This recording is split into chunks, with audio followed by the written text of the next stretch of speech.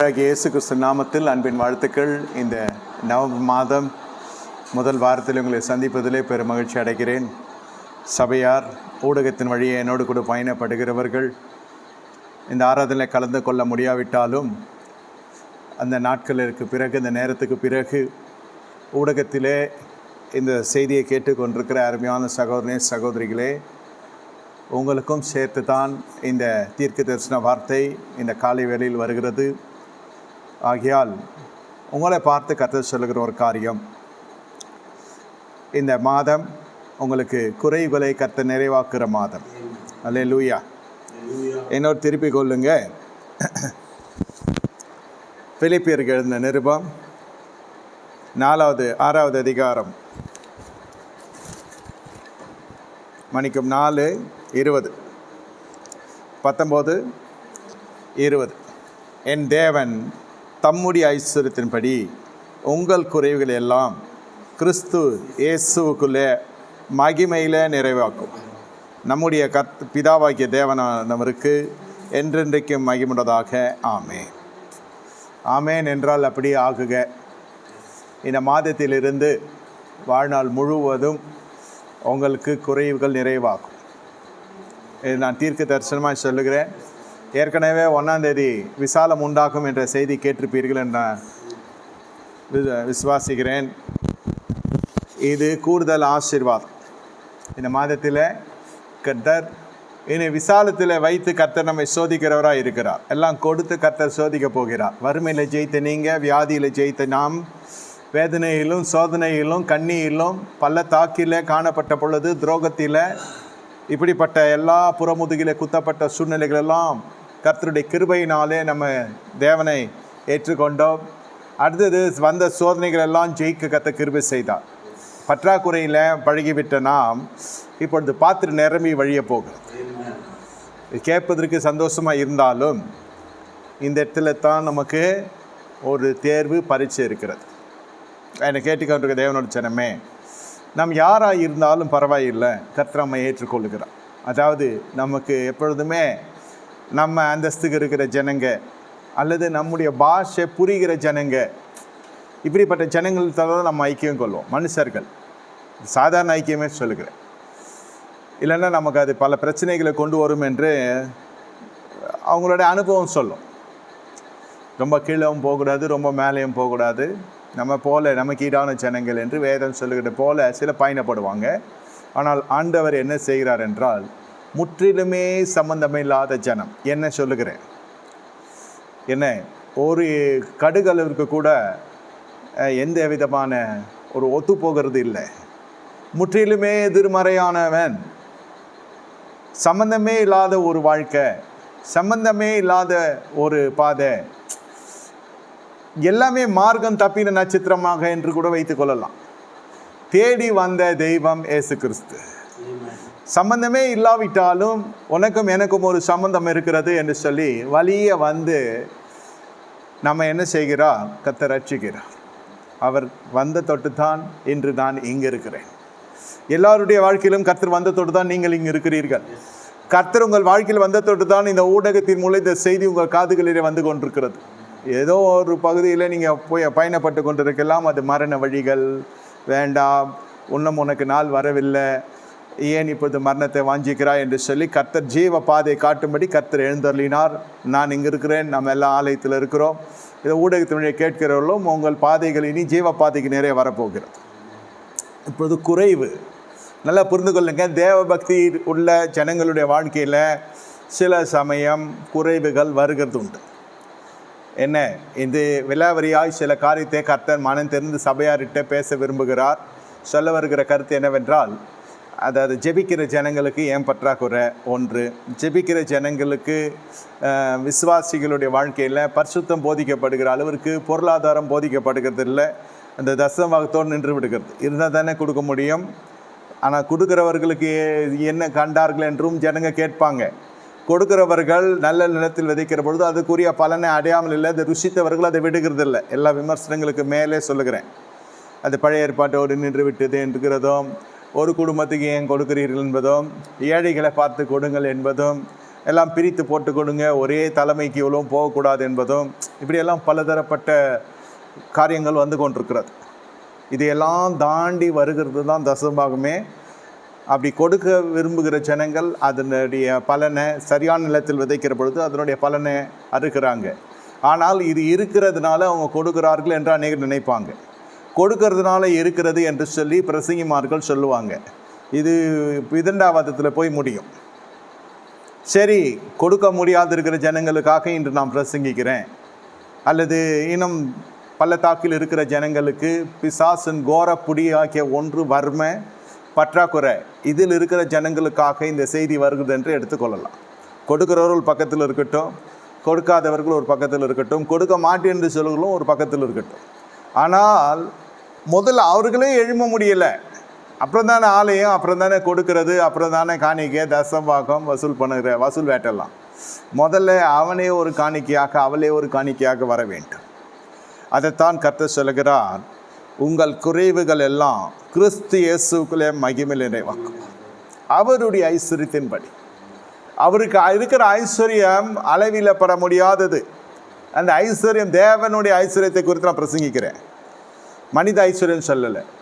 தேவனுடைய ஐஸ்வர்யத்துக்கு பிறகு பின்னாலே பெரிய ஞானம் அமர்ந்திருக்கிறது.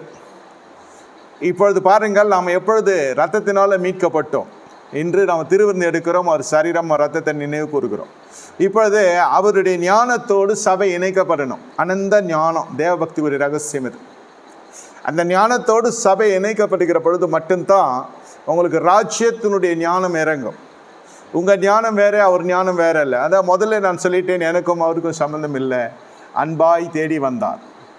சில பேரை அழகாக பார்த்து வருவான், சில பேர் ஆசையை பார்த்து வருவான். மனுஷங்க சொல்கிறது, எதனாலம்மா இந்த ஐயாவை கல்யாணம் பண்ணிக்கிட்டீங்க சிஸ்டர், 25 வருஷத்துக்கு முன்னே லவ் பண்ணி கட்டினீங்களே, ஏன்னா அந்த அம்மா ரொம்ப व्यसனமாக சொல்லும். அப்போ இந்த மாதிரி இல்லையா, இப்போ இவர் தோற்றத்தில் இல்லை, சுபாவத்தில் 23 வயசு 25 வயசில் எல்லாம் கணிச்சிருமா அந்த அம்மா. நான் சொல்கிறது இளம் வயதில் சொல்கிறேன். அப்போ பார்வைக்கு மிக பிரியமாக இருக்கும். கெட்டவனே இருந்தாலும் கதாநாயகிகளாக மாறிடுவாங்க பெண்கள். நான் திருத்துறேன், நான் உறுத்துறேன், நான் பெரட்டுறேன், அவன் திருட்டு பையன் அப்படின்றவாங்க கல்யாணத்துக்கு அப்புறம். இது குடும்பமே இப்படி தான். இந்த கதாநாயகி என்ன ஆகும், வயசாகிடும். இப்படி தான் ஜனங்கள், மனுஷர்கள் மாறிக்கொண்டே இருப்பார்கள். மனுஷர்கள் ஏதோ ஒரு ஈர்ப்பு சக்தி ஒருவரை விரும்பும். அந்த விருப்பம் தவறு என்று கொஞ்ச நாட்களிலே புரிய வரும். அப்போ தான் திருமணம்லாம் கசக்க ஆரம்பிக்கிறது, மன முறிவு உண்டாகிறது. அதனுடைய வெளிப்பாடு தான் விவாகத்தில் போய் முடிகிறது. சிலது பிள்ளைகளை பார்த்து கொண்டே போகிறேன்னு சொல்லி, பிள்ளைகளை பார்த்து நான் போகாமல் இருக்கேன்னு சொல்லி பிள்ளைகளை பார்க்குறப்பெல்லாம் அடிக்கும் அந்த அம்மா. ஏன்னா அப்பன் சாயில் இருக்குது. வீட்டு பெண்கள் செய்கிற காரியம் சொல்கிறேன். அப்பநாட்டுமே இருக்குது, இது சொல்கிறத கேட்கல, அடங்காதான் இருக்குது. இந்த சாயில் பார்க்குறப்பெல்லாம் அந்த பெண்மணிக்கு கூடுதலாகவே இருந்து கவனிப்பாங்க அந்த அம்மா. ஏன் நான் இதை சொல்கிறேன்னா, எவ்வளோ நீங்கள் விரும்பினீர்களோ அவ்வளோ வேர்த்து விடுவோம். சில பிள்ளைகளை தகப்பன்மார், தாய்மார், பெற்றோர்கள் அருமையாக வளர்ப்பாங்க, விரும்புவாங்க, கொஞ்சுவாங்க, கெஞ்சி கெஞ்சி ஊட்டுவாங்க.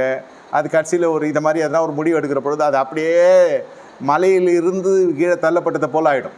எல்லாம் உடஞ்சி சுக்குனராக போயிடும் அந்த அன்பெல்லாம். அதோடு அந்த பெண் செத்துட்டால் நினைத்து கொள்வாங்க. அவ எடுக்கிற முடிவு சொல்கிறேன். அதாவது தாய் தகப்பனுடைய அன்பில் இருந்தோம், வாலிபத்தில் வருகிற அந்த மயக்கத்தில் இருந்தோம், எல்லாமே நீங்கள் கூட்டி கழித்து பார்த்தா இந்த தேவ அன்புக்கு முன்பு ஒன்றுமில்லை. ஏதோ ஒன்று பிடித்திருக்கிறது, அதனால் நீங்கள் பயணப்படுகிறீர்கள். ஆனால் அந்த பிடித்தலுக்கு பிறகு சில காரியங்களுக்கு மனம் ஏற்றுக்கொள்ளும், அதனால் நீங்கள் பயணப்படுகிறீங்க. ஆனால் இந்த இடத்துல ஒன்றுமே இல்லாத ஒரு மனுஷனை தேடி வருகிறார். நம்ம இடத்துல ஏதாவது இருக்கும் என்று சொன்னால் பாவம்தான் அடைஞ்சிருக்கும், சாபங்கள் அடைஞ்சிருக்கும், அக்கிரமங்கள். இது முற்றிலும் இருள் நிறைந்த வாழ்க்கை. அதான் சொல்லிட்டேன் நான், மார்க்கம் தப்பினால இந்த நட்சத்திரம். இப்பொழுது இந்த தேவன் சந்திக்கிறார். நான் ரட்சிக்கப்படுகிறேன், பட்சிக்கப்பட வேண்டிய நான் ரட்சிக்கப்படுகிறேன். மரண வழியிலிருந்து எனக்கு ஜீவ வழியை கொடுக்கிறார். ரட்சிக்கப்பட்ட கர்த்தர் சபையில் சேர்க்கிறார். இப்பொழுது மாம்சத்திலே ஆகாரத்திலே வாழ்ந்த என்னுடைய வாழ்க்கை இப்பொழுது அப்பத்தமாகிய தேவ வசனத்திலே வளர்கிறது. நான் வார்த்தையிலே பிழைக்கிறேன். சாப்பாட்டில் சாப்பிட்டு பிழைத்து வந்த நான் இப்பொழுது ஆவிக்குரிய வார்த்தையில் பிழைக்கிறேன். இதுதான் விசுவாசிக்கும் தலைமைத்துவத்துக்கும் இருக்கிற உறவு. எதனால் ஞாயிற்றுக்கிழமை எல்லாம் கூடுகிறோம் என்றால், ஆகாரம், ஆவிக்குரிய ஆகாரம். இந்த மன்னாத்தான் எங்களை பரலோகத்தில் கொண்டு போய் சேர்க்கும். இதை கொடுத்தால்தான் நானும் பரலோகத்திலே வர முடியும், இதை புசித்தால்தான் நீங்களும் பரலோகத்திலே வர முடியும். இரு தரத்தாருக்கு நடுவில் அவருடைய ரத்தம் இந்த புறம் நிற்கிறது, அவருடைய மாம்சம் இது புறம் நிற்கிறது. வலதுபுறம் இடதுபுறமும் கர்த்தர் சர்வவியாபியாக எழுந்தருளி இருக்கிறார். அந்த காலத்தில் ரத்தத்தை சீந்தி ஆராதித்தாங்க. சீந்தப்பட்ட ரத்தத்தை நோக்கி பார்த்து இப்பொழுது ஆராதிக்கிறோம். அந்த ரத்தத்தை நம்ம பிரசங்கிக்கிற பொழுது, அந்த ரத்தத்தை நோக்கி பார்க்கிற பொழுது, தியானிக்கிற பொழுது நம்மையும் அறியாமல் ஒரு பரிசுத்தான்மை சூழ்கிறது. எவ்வளோதான் கஷ்டங்கள், எவ்வளோதான் துன்பங்கள் இருந்தாலும், எவ்வளோதான் சுவாதன குளிச்சல் இருந்தாலும், அந்த ரத்தத்தை நோக்கி பார்க்கிற பொழுது, அந்த ரத்தத்தை தியானிக்கிற பொழுது, அந்த கர்த்தராகிய இயேசு கிறிஸ்து ரத்தமுடைய வாழ்க்கையிலே சகல பாவனைக்கு சுத்திகரிக்க நினைக்கிற பொழுது, ஐயா எவ்வளவோ புகைப்பிடித்து கொண்டிருந்தவனா, எவ்வளோ குடித்து கொண்டுதானா. ஒவ்வொரு மனிதனுடைய சாட்சி சொல்கிறேன். நான் இந்த தவறு செய்தவன்னா, இப்போ இதை திரும்பி பார்க்கிற போது என் வாழ்க்கையினால் நம்ப முடியல. ஐயா மறுரூபம் வருகிறதா? இதெல்லாம் செய்கிறது கர்த்தராகிய இயேசு கிறிஸ்து ரத்தம்.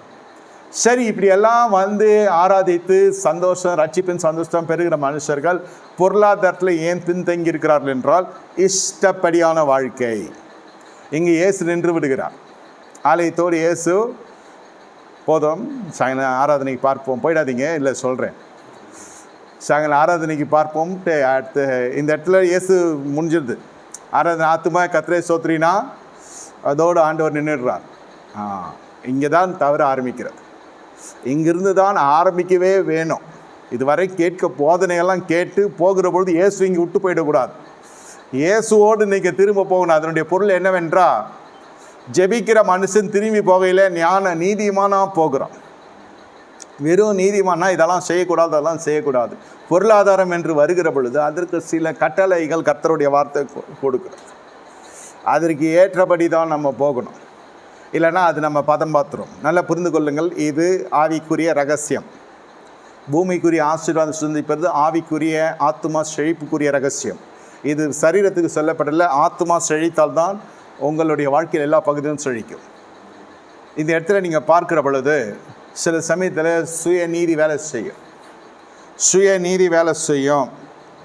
இந்த இடத்துல சுயநீதி அது என்னோட திருப்பி கொள்ளுங்க.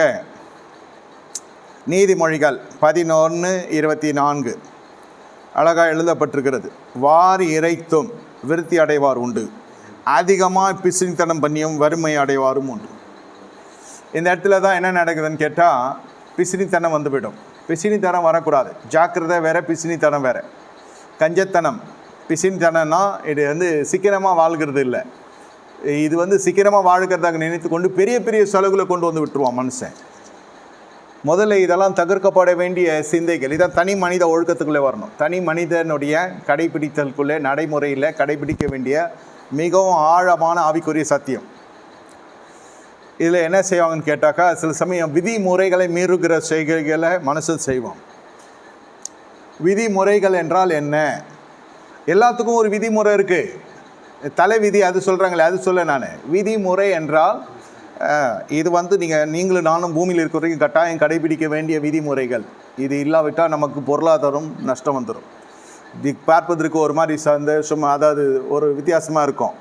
என்ன வித்தியாசமாக இருக்குன்னு கேட்டால், உங்களுடைய வாழ்க்கையில் என்ன இது, இந்த மனுஷன் என்னமோ சொல்லுகிறாரு, என்ன இவர் இப்படி பாஸ்டர் இப்படியெல்லாம் சொல்கிறாரு, இப்படி இருக்கும். ஆனால் நான் என்ன சொல்கிறேன், உங்களுடைய வாழ்க்கையில் கர்த்தர் இந்த நாளில் இறங்குகிறார். இந்த நாளில் கர்த்தர் இறங்குகிறார். அல்லேலூயா. தேவன் இந்த நாளில் உங்கள் மத்தியில் சொல்ல வருகிற ஒரு காரியம் என்னவென்றால், உங்கள் இருதயம் கலங்காது இருப்பதாக உங்களுக்கு கூட கூட்டி கொடுக்கப்பட போகிறது ஆசீர்வாதம். விதிமுறைகளை நீங்கள் கையாள வேண்டும். இல்லாவிட்டால் உங்களுடைய வாழ்க்கையில் பிரச்சனைகள் மீது பிரச்சனை வர ஆரம்பிக்கும்.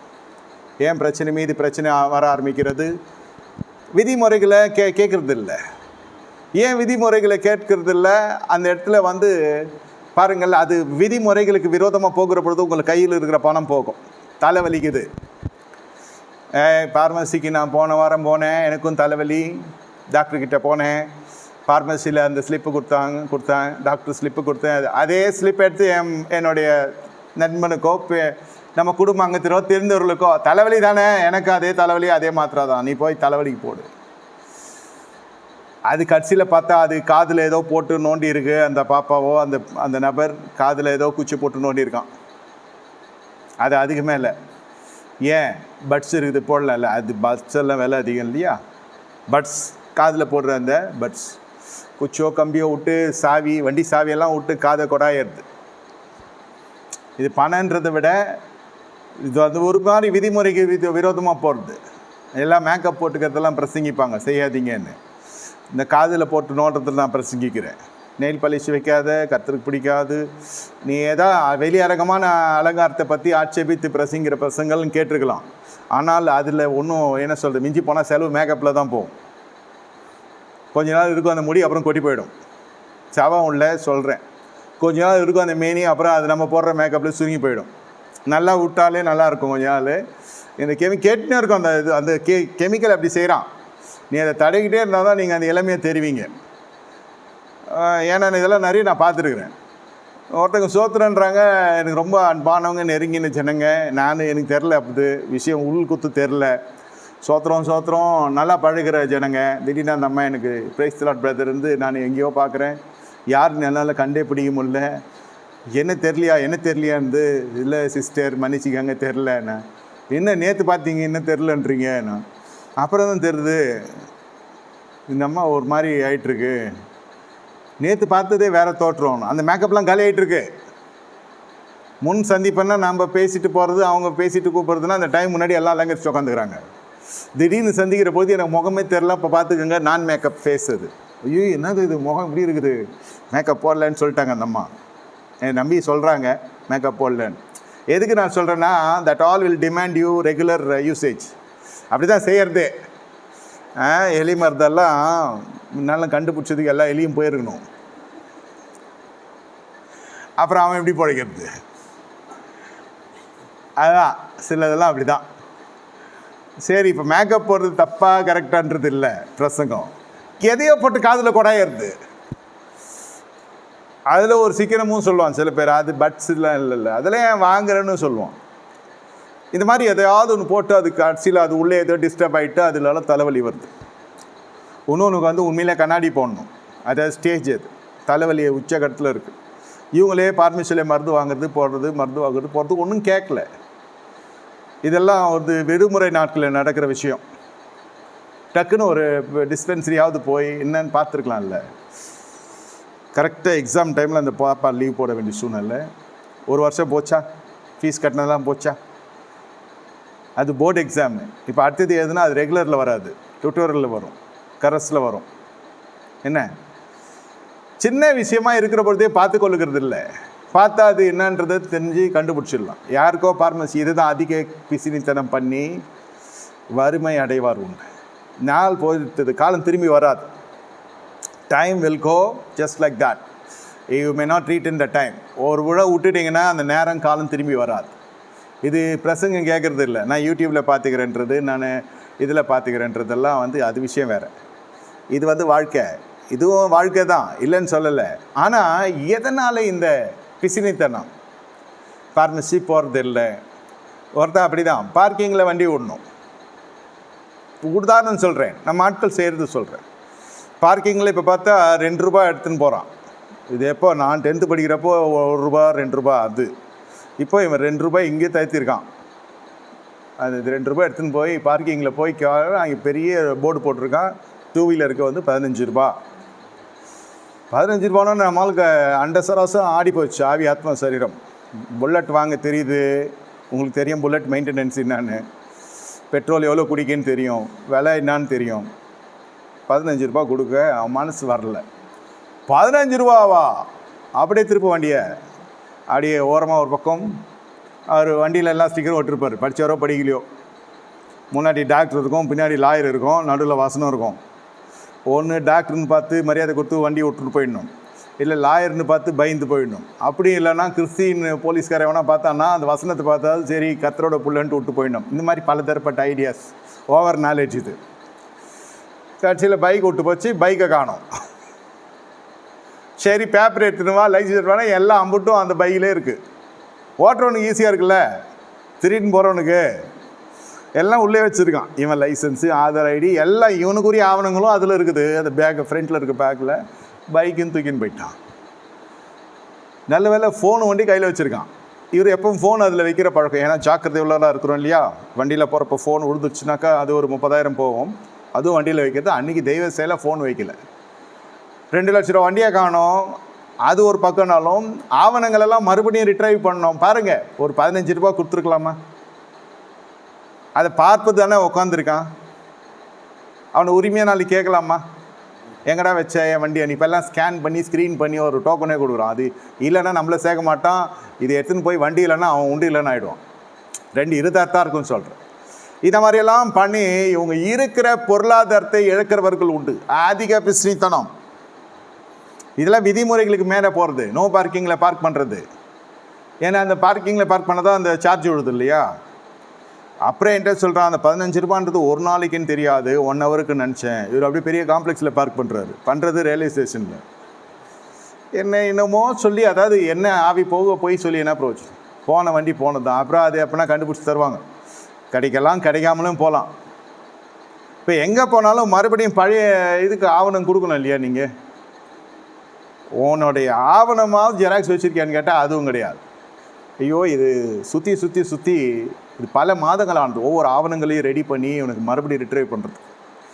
15 ரூபா மேட்ரா 15 rupees 15 போச்சு வாழ்க்கை. ஒரு பக்கம் 2 லட்ச ரூபா வண்டி போச்சு, இன்னொரு பக்கம் ஆவணங்கள்லாம் போச்சு, இன்னொரு பக்கம் மன உளைச்சல் எவ்வளோ நம்மளுக்கு சரீர வலி இருக்கும் தெரியுமா. 1 ரூபா 2 ரூபாய்க்கு கணக்கு பார்க்குறவன் 2 லட்ச ரூபா மொத்தமாக விட்டானா என்ன ஆவான்?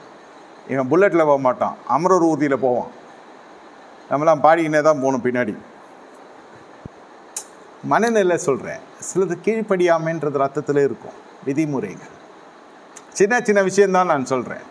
இது எல்லாமே பெரிய விதத்தில் நஷ்டத்தை உண்டு பண்ணும். இந்த மாதிரி நிறைய சொல்லிக்கொண்டே போகலாம். அந்த காலத்துலலாம் இந்த ஏரியாவில் செப்டிக் டேங்க்கு சிஸ்டம் இப்போவும் இருக்குது. அப்போ வந்தாங்கன்னா ஒரு 200 கொடுக்கணும். ஒரு 200 ரூபாய்க்கு எங்களோடு விளையாடின ஒரு அறிவாளி தானே எடுக்கிறேன்னு சொல்லி அந்த கழிவை அவரே எடுத்து அந்த 200 மிச்சம் பண்ணோம். இந்த 200 கொடுத்து அவன் எடுத்து ஊற்ற போகிறான்.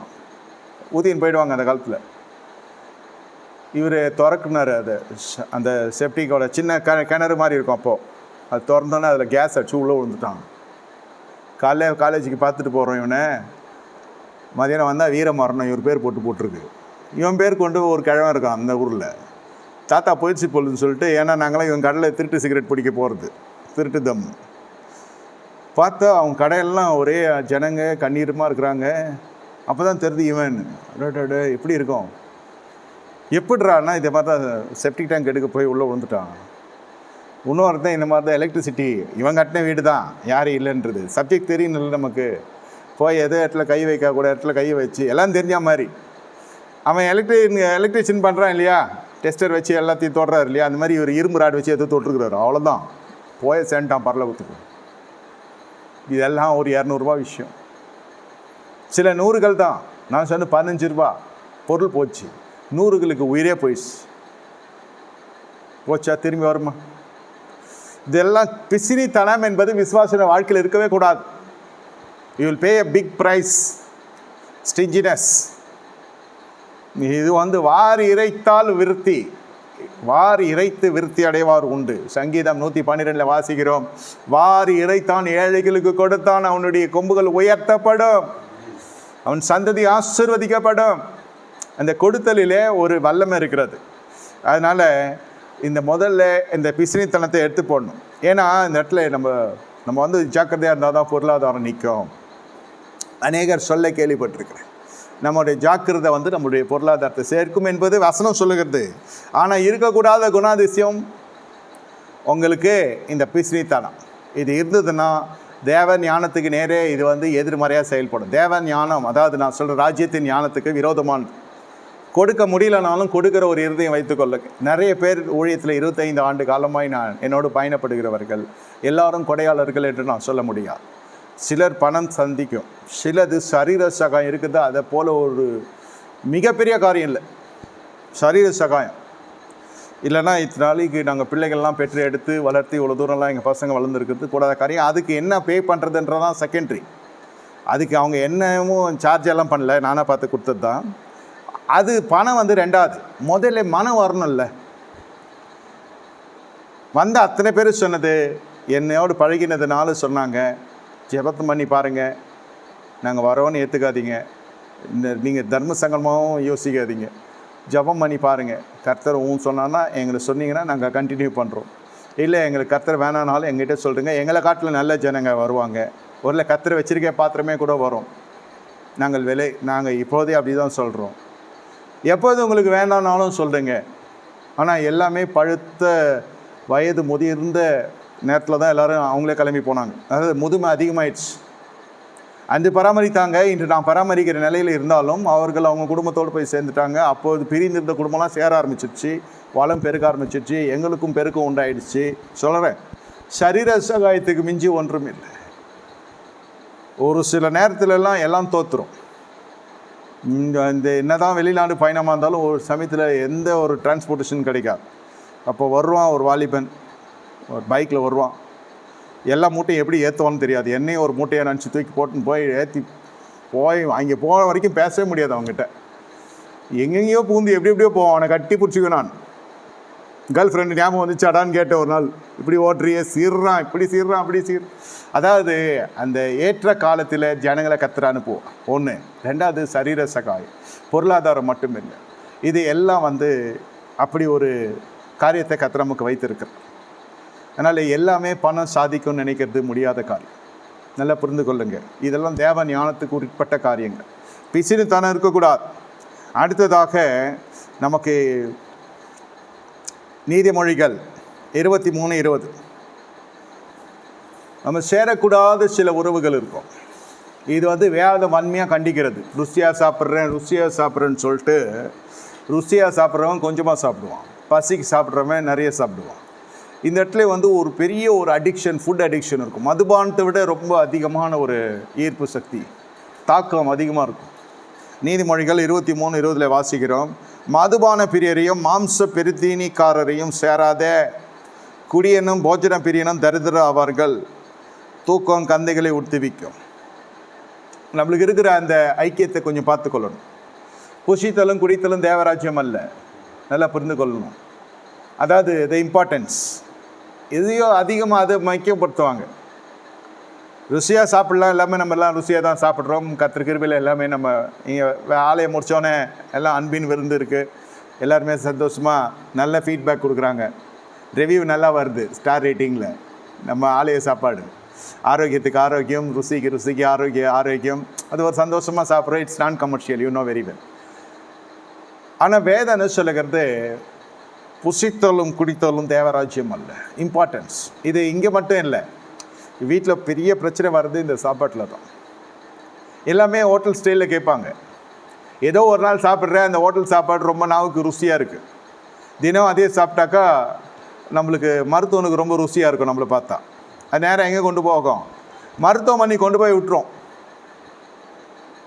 ஆனால் இந்த இடத்துல நம்ம தனியாக இருந்து செயல்கிறத விட நமக்கு இதுக்கேற்ற ஒரு சகாக்கள் சேர்ந்துருவாங்க, எல்லாம் சேர்ந்து போவாங்க.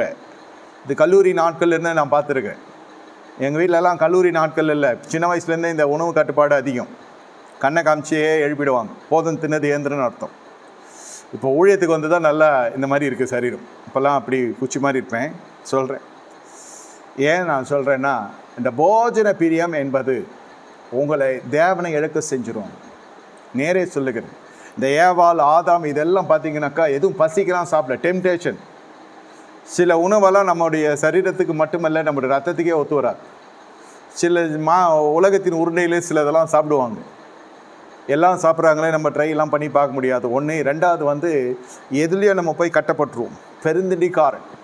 சில உணவுகள்லாம் சாதாரணமாக சாப்பிட முடியாது.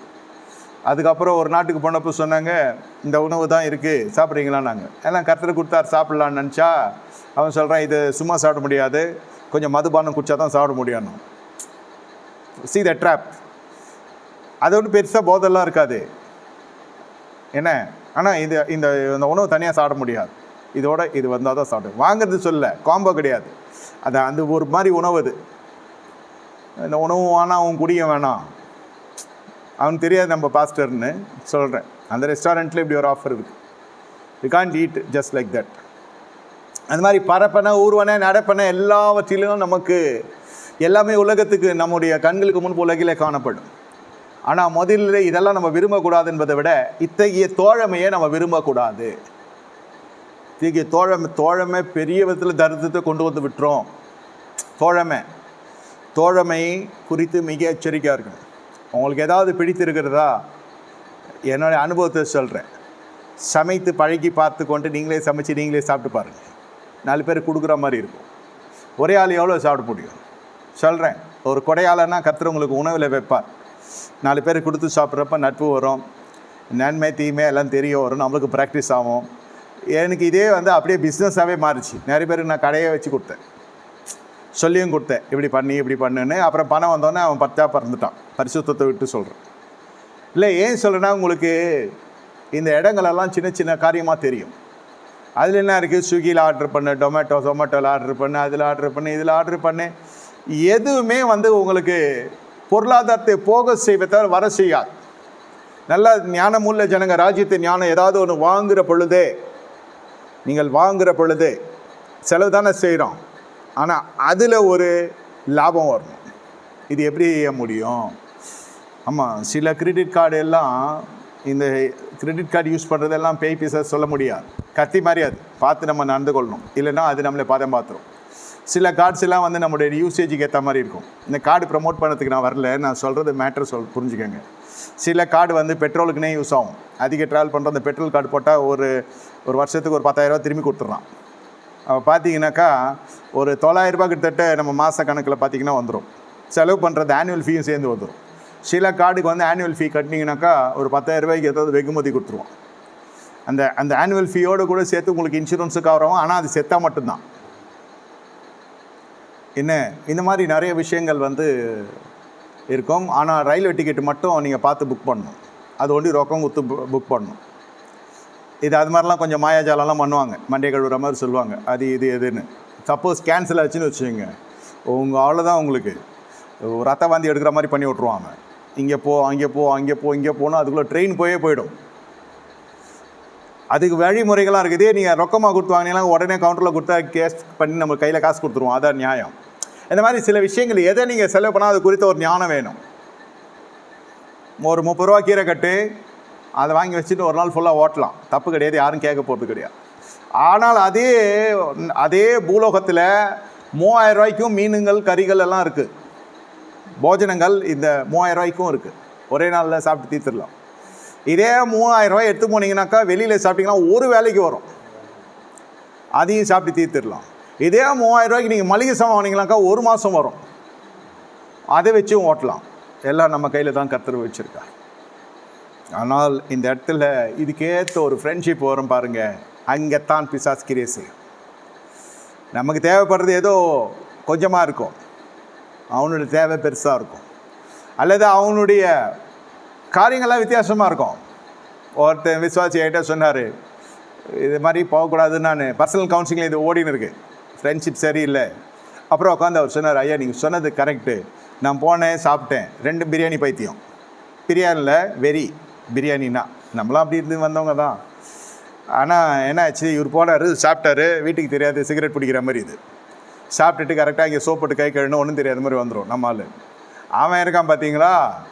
அடுத்து ஃப்ரெண்டு இவர் கூட்டின்னு போய் இவர் வாங்கி கொடுக்குறாரு ஃப்ரெண்டுக்கு. பில்லு பார்த்தா 4500 ரூபா வருது. எப்படி 2 பிரியாணிக்கு 4500 ரூபா வரும்? இவர் சாப்பிட்ட பிரியாணிக்கு எவ்வளோ இருக்குன்னு தெரியும் உங்களுக்கு. பிரியாணி வேலை என்ன இருக்கும், ஒரு பிரியாணி எவ்வளோ தான் சாப்பிட முடியும், வேறு சைட் டிஷ்ஷும் சாப்பிடல. கடைன்னு என்ன பண்ணிட்டான், 10 பாக்கெட் ஆர்டர் பண்ணிட்டான் பார்சல். ஃப்ரெண்டு 4500 ரூபா வந்துடுச்சு. இவனுக்கு 2 பேர் சாப்பிட்டது, அதோடு கூட அவர் சைட் டிஷ்ஷெலாம் ஆர்டர் பண்ணி 4-5 கோழி போகுது, சமைக்கப்பட்ட கோழிகள், வறுவல், தொக்கு, இது அதுன்னு தந்தூரி கிந்தூரி மந்தூரின்னு எல்லாம் போயின்னு இருக்குது. 4500 ரூபா பழுத்துருச்சு. மிஞ்சி போன ஒரு 500 ரூபா ஆகும் அதிகபட்சமாக சொல்கிறேன். 2 பேருக்குமே சேர்த்து சொல்கிறேன். 2மே அந்த கோழி பிரியாணி சாப்பிட்றது தான். சரி, 500 ரூபா ஆயிடுதே பெரிய விஷயம். நல்ல ஹோட்டலில் சாப்பிட்டா சொல்கிறேன். எப்படா 4000 ரூபாய் ஆச்சு உனக்குன்னா, லிஸ்ட்டு எடுக்கணும். அது வரைக்கும் பார்க்கல, எடுத்து பார்த்தாக்கா தான் தெரிதான். இது சொல்கிறார், ஐயா நீங்கள் சொன்னது உண்மை, அந்த வால் மாதிரி உனக்கு கொடுத்தான். எடுத்து பார்த்தா வீட்டில் எல்லாம் வயிறுறாங்க. இதெல்லாம் வீட்டுக்கு கூட வாங்கி வந்ததில்லை இந்த மனுஷன். பார்த்தீங்கன்னா ஃப்ரெண்டு 65 அந்த கோழியில் என்னென்ன வகைலாம் இருக்குதோ எல்லாத்துலேயும் ஒன்று வாங்கியிருக்கான். ஒரு பிரியாணியும் நிறைய வாங்கியிருக்கான். எல்லாம் சேர்த்து 4500 பில்லு. அதில் ஜிஎஸ்டி டேக்ஸு அது இல்லாமல் அவன் சொன்னான்னா டிப்ஸு ஒரு 100 கூட அவனுக்கு நம்மளை பன்னாட்டை நினச்சிக்க போகிறான். நம்ம பாவீங்களா? இதெல்லாம் ரேஷன் அரிசி சாப்பிட்டு வளர்ந்த ஃபேமிலி. இது எனக்கு கூட படிச்சது. இது ஜூனியர் அப்போ சொன்னா, ஐயா நீங்கள் சொன்னது கரெக்டு. ஃப்ரெண்ட்ஷிப்பால் பொருளாதாரம் போகுது. ஃப்ரெண்ட்ஷிப்பால் பொருளாதாரம் போகுது. எல்லாம் எல்லையோடு வைத்து கொள்ளணும். சேரக்கூடாத ஜனங்கள் சிலது இருப்பாங்க. அவங்களோட சேர்ந்தால் உங்கள் பொருளாதாரம் போயிடும். இந்த மாதிரியெல்லாம் போஜன பிரியான் என்ன செய்யன்னு கேட்டால், போஜன பிரியானோடு தோழன் ஆகாதேன்னு வேதம் சொல்லுகிறது. சிற்றின் பிரியான் தரித்திரம் அடைவான். இது சிற்றின்பாம். இது நீதிமொழிகள் 21:17 வாசிக்கிறோம். தகர்க்கப்பட வேண்டிய ஜென்மங்கள் இதெல்லாம். Lustful people. சிற்றின்பாம் அம்யூஸ்மெண்ட்.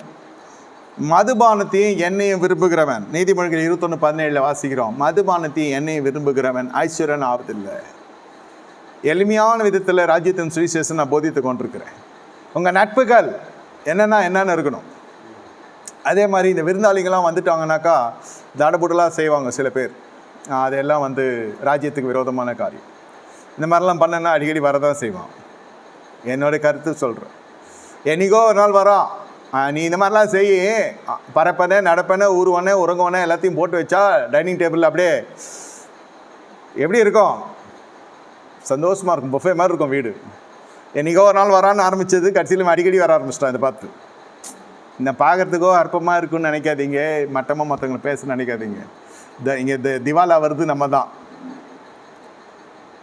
எல்லாமே வைனமாக இருக்கும், எல்லாமே ருசிகரமாக இருக்கும், எல்லாமே நல்லா சமைக்கலாம், சாப்பிட்லாம், எல்லாம் சரி. ஆனால் இதுக்கு பின்னாடி எதிரையும் போய் நீங்கள் சிக்கிக்கொள்ளக்கூடாது. உங்களை மற்றவர்கள் பைத்தியக்காரன் ஆக்கி விடக்கூடாது. அதுதான் நான் சொல்ல வர காரியம். என்னைக்கோ ஒரு நாள் வரான்னு செய்ய போய் அவங்க அடிக்கடி வர ஆரம்பிச்சிட்டான். இப்போ சாப்பாடுன்றது பிரச்சனை இல்லை, கொடுத்தல்ன்றது தவறு கிடையாது. ஆனால் இது தேவையா? சின்ன வயசுலலாம் பார்த்தீங்கன்னாக்கா குழந்தைங்களை கூட்டம் போய் ரெஸ்டாரண்ட்டாக அதுக்கு புத்தி கூட தெரியாது, அதுக்கு நினைவுகள் கூட தெரியாது. சின்ன பசங்களாக இருக்க போது அந்த ஃபஸ்ட்டு பர்த்டேலாம் கொண்டாடுறதெல்லாம் பார்த்தீங்கன்னா கல்யாண லெவலுக்கு பண்ணுவாங்க. அது மாதிரி பண்ணவங்களால நான் கலந்துருக்கிறேன் அந்த நிகழ்ச்சியிலலாம். பிள்ளைகள் வளர்கிற பொழுதே அந்த ஜனங்கள் குடும்பமாகவே இல்லை, டிவோர்ஸ் ஆகிட்டாங்க, இல்லை உலகத்தை விட்டு போயிட்டாங்க. அதாவது அந்த பர்த்டே கொண்டாட தப்புன்னு சொல்ல, அது ஒரு மகிழ்ச்சி தான், குழந்தை பிறந்துக்கிறது மகிழ்ச்சி தான். ஆனால் ஞானமாக நியாயமாக தேவ ராஜ்யத்துக்கு உட்பட்டு என்னென்னா கொஞ்சம் அடக்கி வாசிக்கிறது நல்லது, அடங்கி இருக்கிறது நல்லது. நான் கேட்டேன், எவ்வளோ செலவு பண்ணேன், எவ்வளோ வந்துச்சு, வசூலில் எதனா இருந்துச்சா? மொய்யா வாங்கி பழக்கம் இல்லை, நம்ம கொடுத்து தான் பழக்கம். அது என்ன 5 ஸ்டார் ஹோட்டலில் அந்த குழந்தைக்கு பர்த்டே, ஃபஸ்ட்டு பர்த்டே. அப்புறம் கொஞ்ச நாள் கழிச்சுன்னா அதே குடும்பம் 4 சக்கரத்துலேருந்து 2 சக்கரமாச்சு, 2 சக்கரத்துலேருந்து அப்புறம் ஷேர் ஆட்டோ ஆச்சு. அப்புறம் அந்த மாதிரி அவரை பார்த்தா நம்மளை பார்த்தான். என்ன ஆச்சு, நல்லா தானே போயிட்டு இருந்தேன், ஆடி ஆட்டம் என்ன, பேசி என்ன, வார்த்தை என்னன்ற மாதிரி ஸ்கூலுக்கு ஃபீஸ் கட்ட முடியல. அந்த 5 லட்சம் 7 லட்சம் செலவு பண்ணியே அந்த ஃபிக்ஸடில் போட்டிருக்கலாம், இல்லை நகையாவது வாங்கி தொலைச்சியா? அந்த குழந்தை 5 வயசு வரப்போ ஃபஸ்ட்டு பர்த்டே நினச்சி பார்க்குறப்பெல்லாம் இவனை மனசே சொல்லுது என்னை செருப்பால் அடிக்கிற மாதிரி இருக்குது, அவனே அடிச்சிக்கிற மாதிரி இருக்குது. Regretted to the extent. தனி மாதிரி செலவு பண்ணிட்டோம் அந்த காசை. வியாபாரத்தில் வந்த காசு, அது உழைச்சி சம்பாரித்த காசு. உழைக்கிறேன், நான் செலவு செய்கிறேன், என்னை யார் கேட்பது? என் பிள்ளைக்கு நான் செய்ய அவன் பிள்ளை தான், அதை பொறுத்து வெற்றி வச்சுருக்கல, எவ்வளோ வருஷம் வாழும் அது. அந்த 5 லட்ச ரூபாய்க்கு எதனா ஒரு 1/4 கிரவுண்ட் வாங்கி போட்டிருக்கலாம், எங்கேயாவது ஒரு இடத்துலையாவது, இல்லை ஒரு நகையை வாங்கி வச்சுருக்கலாம், என்னென்னமோ அதை முதலீடு வாங்கி பண்ணியிருக்கலாம். இதுக்கு போயிட்டு ஊரை கூட்டி வராதெல்லாம் வந்தான் அந்த வைபவத்துக்கு. ஏன்னா வச்சுருக்கிறது ஹில்டனில் வச்சார் அவர்.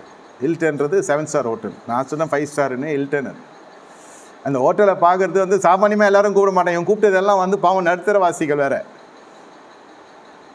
எல்லாம் சும்மா ஜகன்னு ஒரு குடும்பத்துக்கு ஒருத்தர் வர வேண்டிய ஃபங்க்ஷன் நினச்சி இவங்க போட்ட கணக்கெல்லாம் பறந்துருச்சு. 50 பேரும் வந்துட்டாங்க. எல்லாருக்கும் ஆசை இல்லையா 7 ஸ்டார் ஹோட்டலேருந்து எப்படி என்னை கூப்பிட்டு போக முடியும் அப்படின்ட்டு. அந்த வாசம் இல்லாத ஜனங்க, அந்த பழக்கம் இல்லாத ஜனங்க இந்த இன்விடேஷன் கிடச்சதும் சரி, வரலன்னா கூட நாங்கள் வந்துடுவோம். குடும்பம் வந்தாங்க, எல்லோரும் 100 ரூபா கொடுத்தாங்க. 100 ரூபாய்க்குரிய குத்துவிளக்கு நம்ம தெரியும் இல்லையா என்ன பண்ணுவாங்கன்னு. நைட் லேம்பு கொடுப்பான், டைம் பீஸ் கொடுப்பான், அதுக்கு மேலே போக மாட்டான், கப்பன் சாசர் கொடுப்பான், இதுக்கு மேலே ஒன்றும் கொடுக்க மாட்டான். நம்ம கொடுக்காதேன்னு சொன்னால் கூட கொடுப்பான். கப்பு கப்பாக வாங்கி வச்சுருக்கான் ஷோகேஸில். இதெல்லாம் வந்து என் ஃபஸ்ட்டு பர்த்டேக்கு வந்தது. ஓடி மேரத்தான் கப்பு அது மாதிரி நினச்சிக்க போகிறீங்க. எல்லாம் பீங்கா கப்பு, பிளாஸ்டிக் கப்பு, கருப்பாக முடிச்சு தான் உட்காந்து அது குடியேறி இருந்தது மிச்சம். இல்லை எதுக்கு சொல்ல, எங்கேருந்து வாழ்க்கை எப்படி இறங்குது பார்த்தீங்களா? சவகாசம், சுய மகிமை தேடுகிறது. இதெல்லாம் சாதாரணமாக வாழ்ந்த குடும்பங்கள், சாதாரணமாக வாழ்ந்த குடும்பங்கள். திடீர்னு கர்த்தர் உங்களுக்கு தரார். ஏன் தெரியல, ஞானம் இல்லாமல் வருகிற ஐஸ்வர்யம் உங்களை நாசப்படுத்தி விடும். இதுக்கு பின்னாடியே ஜனங்க வருவாங்க. இது சின்ன வயசு தானே, உங்களுக்கு வாழ்க்கையில் எவ்வளோ நாள் இருக்குது கௌரவமாக வாழ்கிற வாழ்க்கை. இது கௌரவமான வாழ்க்கையா? நட்சத்திர ஹோட்டலில் போய் பிள்ளைக்கு இதெல்லாம் அது கொடுக்கலாம். ஒருத்தர் 2 பேரை கூப்பிட்டு கொடுத்தா உண்மையிலே ஞானமா? அது மாதிரி ஆட்களும் இருக்கிறாங்க. செலக்டடாக கரெக்டாக ஒரு 1-2 ஃபேமிலி ஒண்டி வரும், அழகாக சாப்பிடுவாங்க. அது கிவன்ட்டு, அது எதிர்பார்ப்புலாம் கிடையாது. அது வந்து அவங்க வந்து சந்தோஷத்தை பகிர்ந்து கொள்கிறாங்க. அது நான் ஏற்றுக்கொள்கிறேன். இது ஊருக்கே கூப்பிட்டு நீ அது ஒரு 10,000 ரூபாய் செலவு பண்ணி எல்லாருக்கும் பிரியாணி போட்டுருக்கலாம். ஏழைங்களுக்கு பொட்டலம் பண்ணி எல்லாருக்குமே கொடுத்துருக்கலாம். சரி, நான் அது அதிகமாக சொல்ல விரும்பல. ஆனால் சொல்லப்பட்டிருந்தோம், கொடுக்காம இல்லை கர்த்தர் உனக்கு எல்லாம் கொடுத்தாரு. ஃபீஸ் கட்டுறதுக்கு வந்து நிற்கிறிய எல்கேஜியில் முடியாது. நீதிமொழிகள் 14:23. வாய் உங்களுக்கு வறுமையை கொண்டு வந்து தரும்னு சொன்னால் நீங்கள் நம்புவீங்களான்னு தெரியல. 14:23. சகல பிரயாசத்திலும் பிரயோஜனம் உண்டு, உதடுகளின் பேச்சோ வறுமை மாத்திரம் தரும். ஊர் மெச்சிக்க வாய் விடுறது. என்னுடைய பொருளாதாரம் என்னவோ அதுக்கு ஏற்ற மாதிரி நடந்து கொள்ளணும். என்னோட வருமானம் என்னமோ, எல்லாத்துக்கும் வழி இருக்குது வாழ. நான் தான் சொல்கிறேன்ல, 30 ரூபாய்க்கு ஒரு கீரை கட்டு வாங்கி சமைச்சு வாழலாம். யாரும் கேட்க மாட்டாங்க. என்ன சாப்பிட்டேன், இது தானா சாப்பிட்டேன், நீ தள்ளப்பட்டவன்லாம் யாரும் சொல்ல மாட்டாங்க. ஊர் மெச்சிக்க ஏதாவது ஒன்று பண்ணிவிட்டு அப்புறம் கடைசியில் தேவையான நேரத்தில் ரொம்ப கஷ்டமாயிடும். இப்போது அதே நபர், இப்போ அந்த 5 லட்ச ரூபா செலவு பண்ண அதே நம்பர் அடுத்த படம்லாம் வந்துடுச்சு. இப்போ பையன் வந்து ஸ்கூலில் சேர்க்கணும். முதல்ல ஏதோ அந்த கார்டன் இந்த கார்டன் போட்டு வீட்டில் எல்லாமே எல்கேஜியில் சொல்லி கொடுத்துருந்தோம்லே. ஏபிசிடி சொல்லிக் கொடுக்காது அப்பா அம்மா தான் இல்லை. ஏபிசிடினா ஆப்பிள் பேட்டு எல்லாமே அந்த குழந்தை ஒப்பிச்சிருவாங்க. இப்போது வந்து இருக்கிற கல்வி தரம்லாம் பார்த்திங்கன்னா அதுக்கு மேலே போகுது. அப்பா காசு, அந்த காசு, இந்த காசு, என் காசு தான் போகுது சொல்கிறேன். இது அதுன்னு எதோ போட்டு அப்புறம் பசங்க பேசுகிற அந்த ஸ்லாங்கு இங்கிலீஷ் எல்லாம் நல்லா தான் இருக்கும். சரி, நான் அது அளவுக்கு நான் ஆயத்தமாக இருக்கணும் இல்லையா, ஜாக்கிரதைலாம் இருக்கணும் இல்லையா. புள்ள பேத்துக்கு தெரியுது, இந்த வழக்கு தெரியலன்ற மாதிரி சூழ்நிலையே கேட்குது என்ன. இது நான் சொல்கிறது வந்து 25 வயசு கல்யாணம் அந்த ஸ்டேஜ் இல்லை, 5 இயர்ஸ்லேயே என்னை வந்து பதம் பார்க்குது. நான் பண்ண வேலை தானே எல்லாம். இப்போ என்ன நடக்குது, என்கிட்ட இந்த மேட்ரு மறுபடியும் வந்துச்சு. ஆனால் ஓன்னு அழுதுட்டான். நான் சொன்ன ஒரு வார்த்தையில், எங்களை போய் பாஸ்டர் நீங்கள் இப்படி சொல்லிட்டீங்களே, எங்களை சின்ன வயசுலேருந்து பார்த்தவரல்லவா நீங்கள், எங்களை இப்படி பேசலாமா நீங்கள் தானே எங்களுக்கு தகப்பன், நல்லா தான் பேசுகிறேன், நீ சொல்லது என்ன தான் சொன்னேன்னு நீங்கள் கேட்பீங்க. நான் சொன்னேன், ரேஷன் அரிசி வாங்கி சாப்பிடு, கவர்மெண்ட் ஸ்கூலில் பிள்ளைய படிக்க வை, எப்போ மறுபடியும் 5 லட்சம் சம்பாதிக்கிறீங்க என்கிட்ட வந்து சொல்லு, அதுக்கப்புறம் நம்ம பிளான் பண்ணலாம் இவனை எங்கே சேர்க்கலான்னு. அதுக்குள்ளே அவன் நல்லா வந்துடுவான்.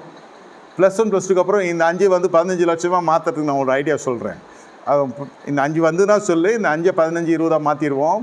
+2 முடிச்சோன்னு சும்மா கிராண்டான ஒரு கோர்ஸில் சேர்த்துவோம். பிள்ளைய ஒரு மருத்துவ அதிகாரியாக மாற்றுறேன். நான் MBBS கிடையாது, மருத்துவத்துறையில் ஏதோ ஒரு நல்ல ஒரு கண்ணியமான ஒரு படிப்பை கொடுத்து நல்ல ஒரு அலுவலராக, மிகப்பெரிய அலுவலராக போகலாம், நல்ல புத்திசாலியான பிள்ளை அப்படி சொன்னால் ஒவ்வொன்றும் அழுதுட்டான்.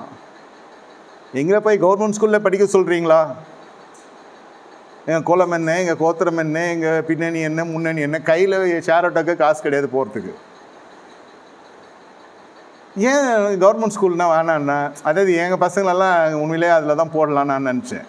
கர்த்தர் குறுக்க வந்துட்டார். ஆமாம், இலவசமாகவே நிறைய பேர் சொல்லி தரத்துக்கு கிறிஸ்துவ பள்ளிக்கூடம்லாம் வந்துச்சு.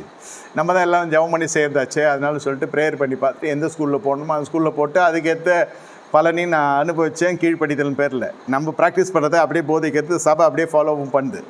இது வந்து மந்தியில் வராதது, ஆனால் பிரச்சனைனா அவங்க வந்து சந்திக்கிற ஆத்மா. சொன்னால் அவங்க குலுங்கி அழுகுறான், மனைவியால் கண்ட்ரோல் பண்ண முடியல, அந்தமாக அழுகுது. என்ன பாஸ்டர் எங்களை போய் கவர்மெண்ட் ஸ்கூலில் போக சொல்லிட்டீங்க, எங்களை போய் ரேஷன் அரிசி சாப்பிட சொல்லிட்டீங்க. ஐயா, நானே அதை தான் சாப்பிட்டு வளர்ந்தவன். நான் சொன்னேன், நானே அதை சாப்பிட்டு வளர்ந்தவன், தப்பு இல்லை. ரேஷன் அரிசி பாலிஷ் பண்ணி சாப்பிட்டு வளர்ந்த ஃபேமிலி நாங்கள். ஸ்கூலில் சத்துணவுலாம் சாப்பிட்ருக்கேன், வீட்டில் இல்லைன்றதுனால இல்லை, அது ஒரு டேஸ்ட்டு, அது நல்லாவும் இருக்கும். அது சுட சுட சாப்பிட்றோம், இல்லைன்னா அந்த அரிசி பக்கமே போக முடியாது, அது பேட் ஸ்மெல் வரும். அது ஆனால் நல்லதுமா, உடம்புக்கும் நல்லது, உள்ளத்துக்கும் நல்லது. மாதம் மாதம் கமிட்மெண்ட்டில் தான் அழகாக சொல்லிக் கொடுப்பான். நீ வீட்டில் வச்சு போதிச்சிக்கோ. இங்கிலீஷ் மீடியமாக இருக்குது இப்போ கவர்மெண்ட்லலாம். சைக்கிள் தருவான், பொண்ணாக இருந்தால் லேப்டாப் தருவான், எவ்வளோ மானியங்கள்லாம் இருக்குது. கவர்மெண்ட் ஸ்கூலில் மார்க்கை அள்ளி போடுறான். 12th பார்த்தீங்கன்னா கவர்மெண்ட் ஸ்கூல் பசங்க செம்ம மார்க்கு. எங்கே பார்த்தாலும் முதலிடம் அரசு பள்ளி மாணவர்களுக்கு. இல்லை, இதெல்லாம் தெரிஞ்சு தான் சொன்னேன். போய் புதுசாக இதுலேயே மாட்டிக்காத. அப்புறம் அழுதுன்னு ஒப்பாரி வச்சுட்டு ஏதோ சமாதானம் பண்ணி காப்பி டீ எல்லாம் கொடுத்துக்கிட்டு இதில் கன்வின்ஸ் பண்ணால் கூட இதுங்க அடங்கலை. உள்ளே தீ எரியுது, பற்றி எரியுது. பாஸ்ட்டு முன்னாடி வாழ்ந்து காட்டணும். அட பாவி, என்னை பங்காளி ஆகிட்ட பாஸ்டாக இருந்து ஏன்னா உன் பகைவனா இல்லை நண்பனா உன் நல்வழி போட்டிக்கிற மேய்ப்பனான். கடைசி வரைக்கும் அது என்னோ ஒரு அம்மா இல்லை சேர்த்தான் எடுத்துன்னு போய் அதுக்கு மறுபடியும் கடன். To maintain that standard it is not that easy. அப்புறம் புள்ள வருதான், திடீர்னு எனக்கு இது வேணும்னு ப்ராஜெக்ட் பண்ணணுன்ட்டு. நம்ம தான் ஒரு ப்ராஜெக்ட் பண்ணி தான் அதை சேர்த்துருக்குறோம். என்னடா என்னெல்லாம் பண்ணுறான், மளிகை சாமான் ஒரு லிஸ்ட்டு கொடுக்குதுங்க பசங்க. சார்ட்டு வாங்கினவா, ஒயிட்னர் வாங்கினவா, ரப்பர் வாங்கினவா, இது வாங்கினவா, அது வாங்கினவா. நாங்களாம் அந்த காலத்தில் ரப்பரை வாங்கி 4 வெட்டி கொடுப்பாங்க, பென்சில் வாங்கி 2 வெட்டி கொடுப்பாங்க. இதெல்லாம் ஒரு காலம் இருக்குது. அது பென்சில் எண்டில் போயிடுச்சுன்னா இன்னொரு பேனா மூடிக்குள்ளெல்லாம் போட்டு எழுதுவோம். அதை வேற ஒருத்தன் கட்சினே இருப்பான், அவனை போட்டு மிஸ் அடிக்கும். கட்சி அது ஒரு மாதிரி நாய் கடிக்கிற மாதிரி வச்சுருப்பான், அது கிட்டே போக முடியாது. இது மாதிரி ஒரு சூழ்நிலையிலே வளர்ந்த ஒரு நடுத்தர குடும்பத்தை சேர்ந்தவன் தான். இவன் சொல்கிறான், ஒயிட்னர் கேட்குது, சார்ட்டு கேட்குது, கலர் பென்சில் அது இதுன்னு எல்லாம் கேட்குது. இது என் வாழ்க்கையில் நடந்தது, எங்கள் வீட்டில் நடந்தது.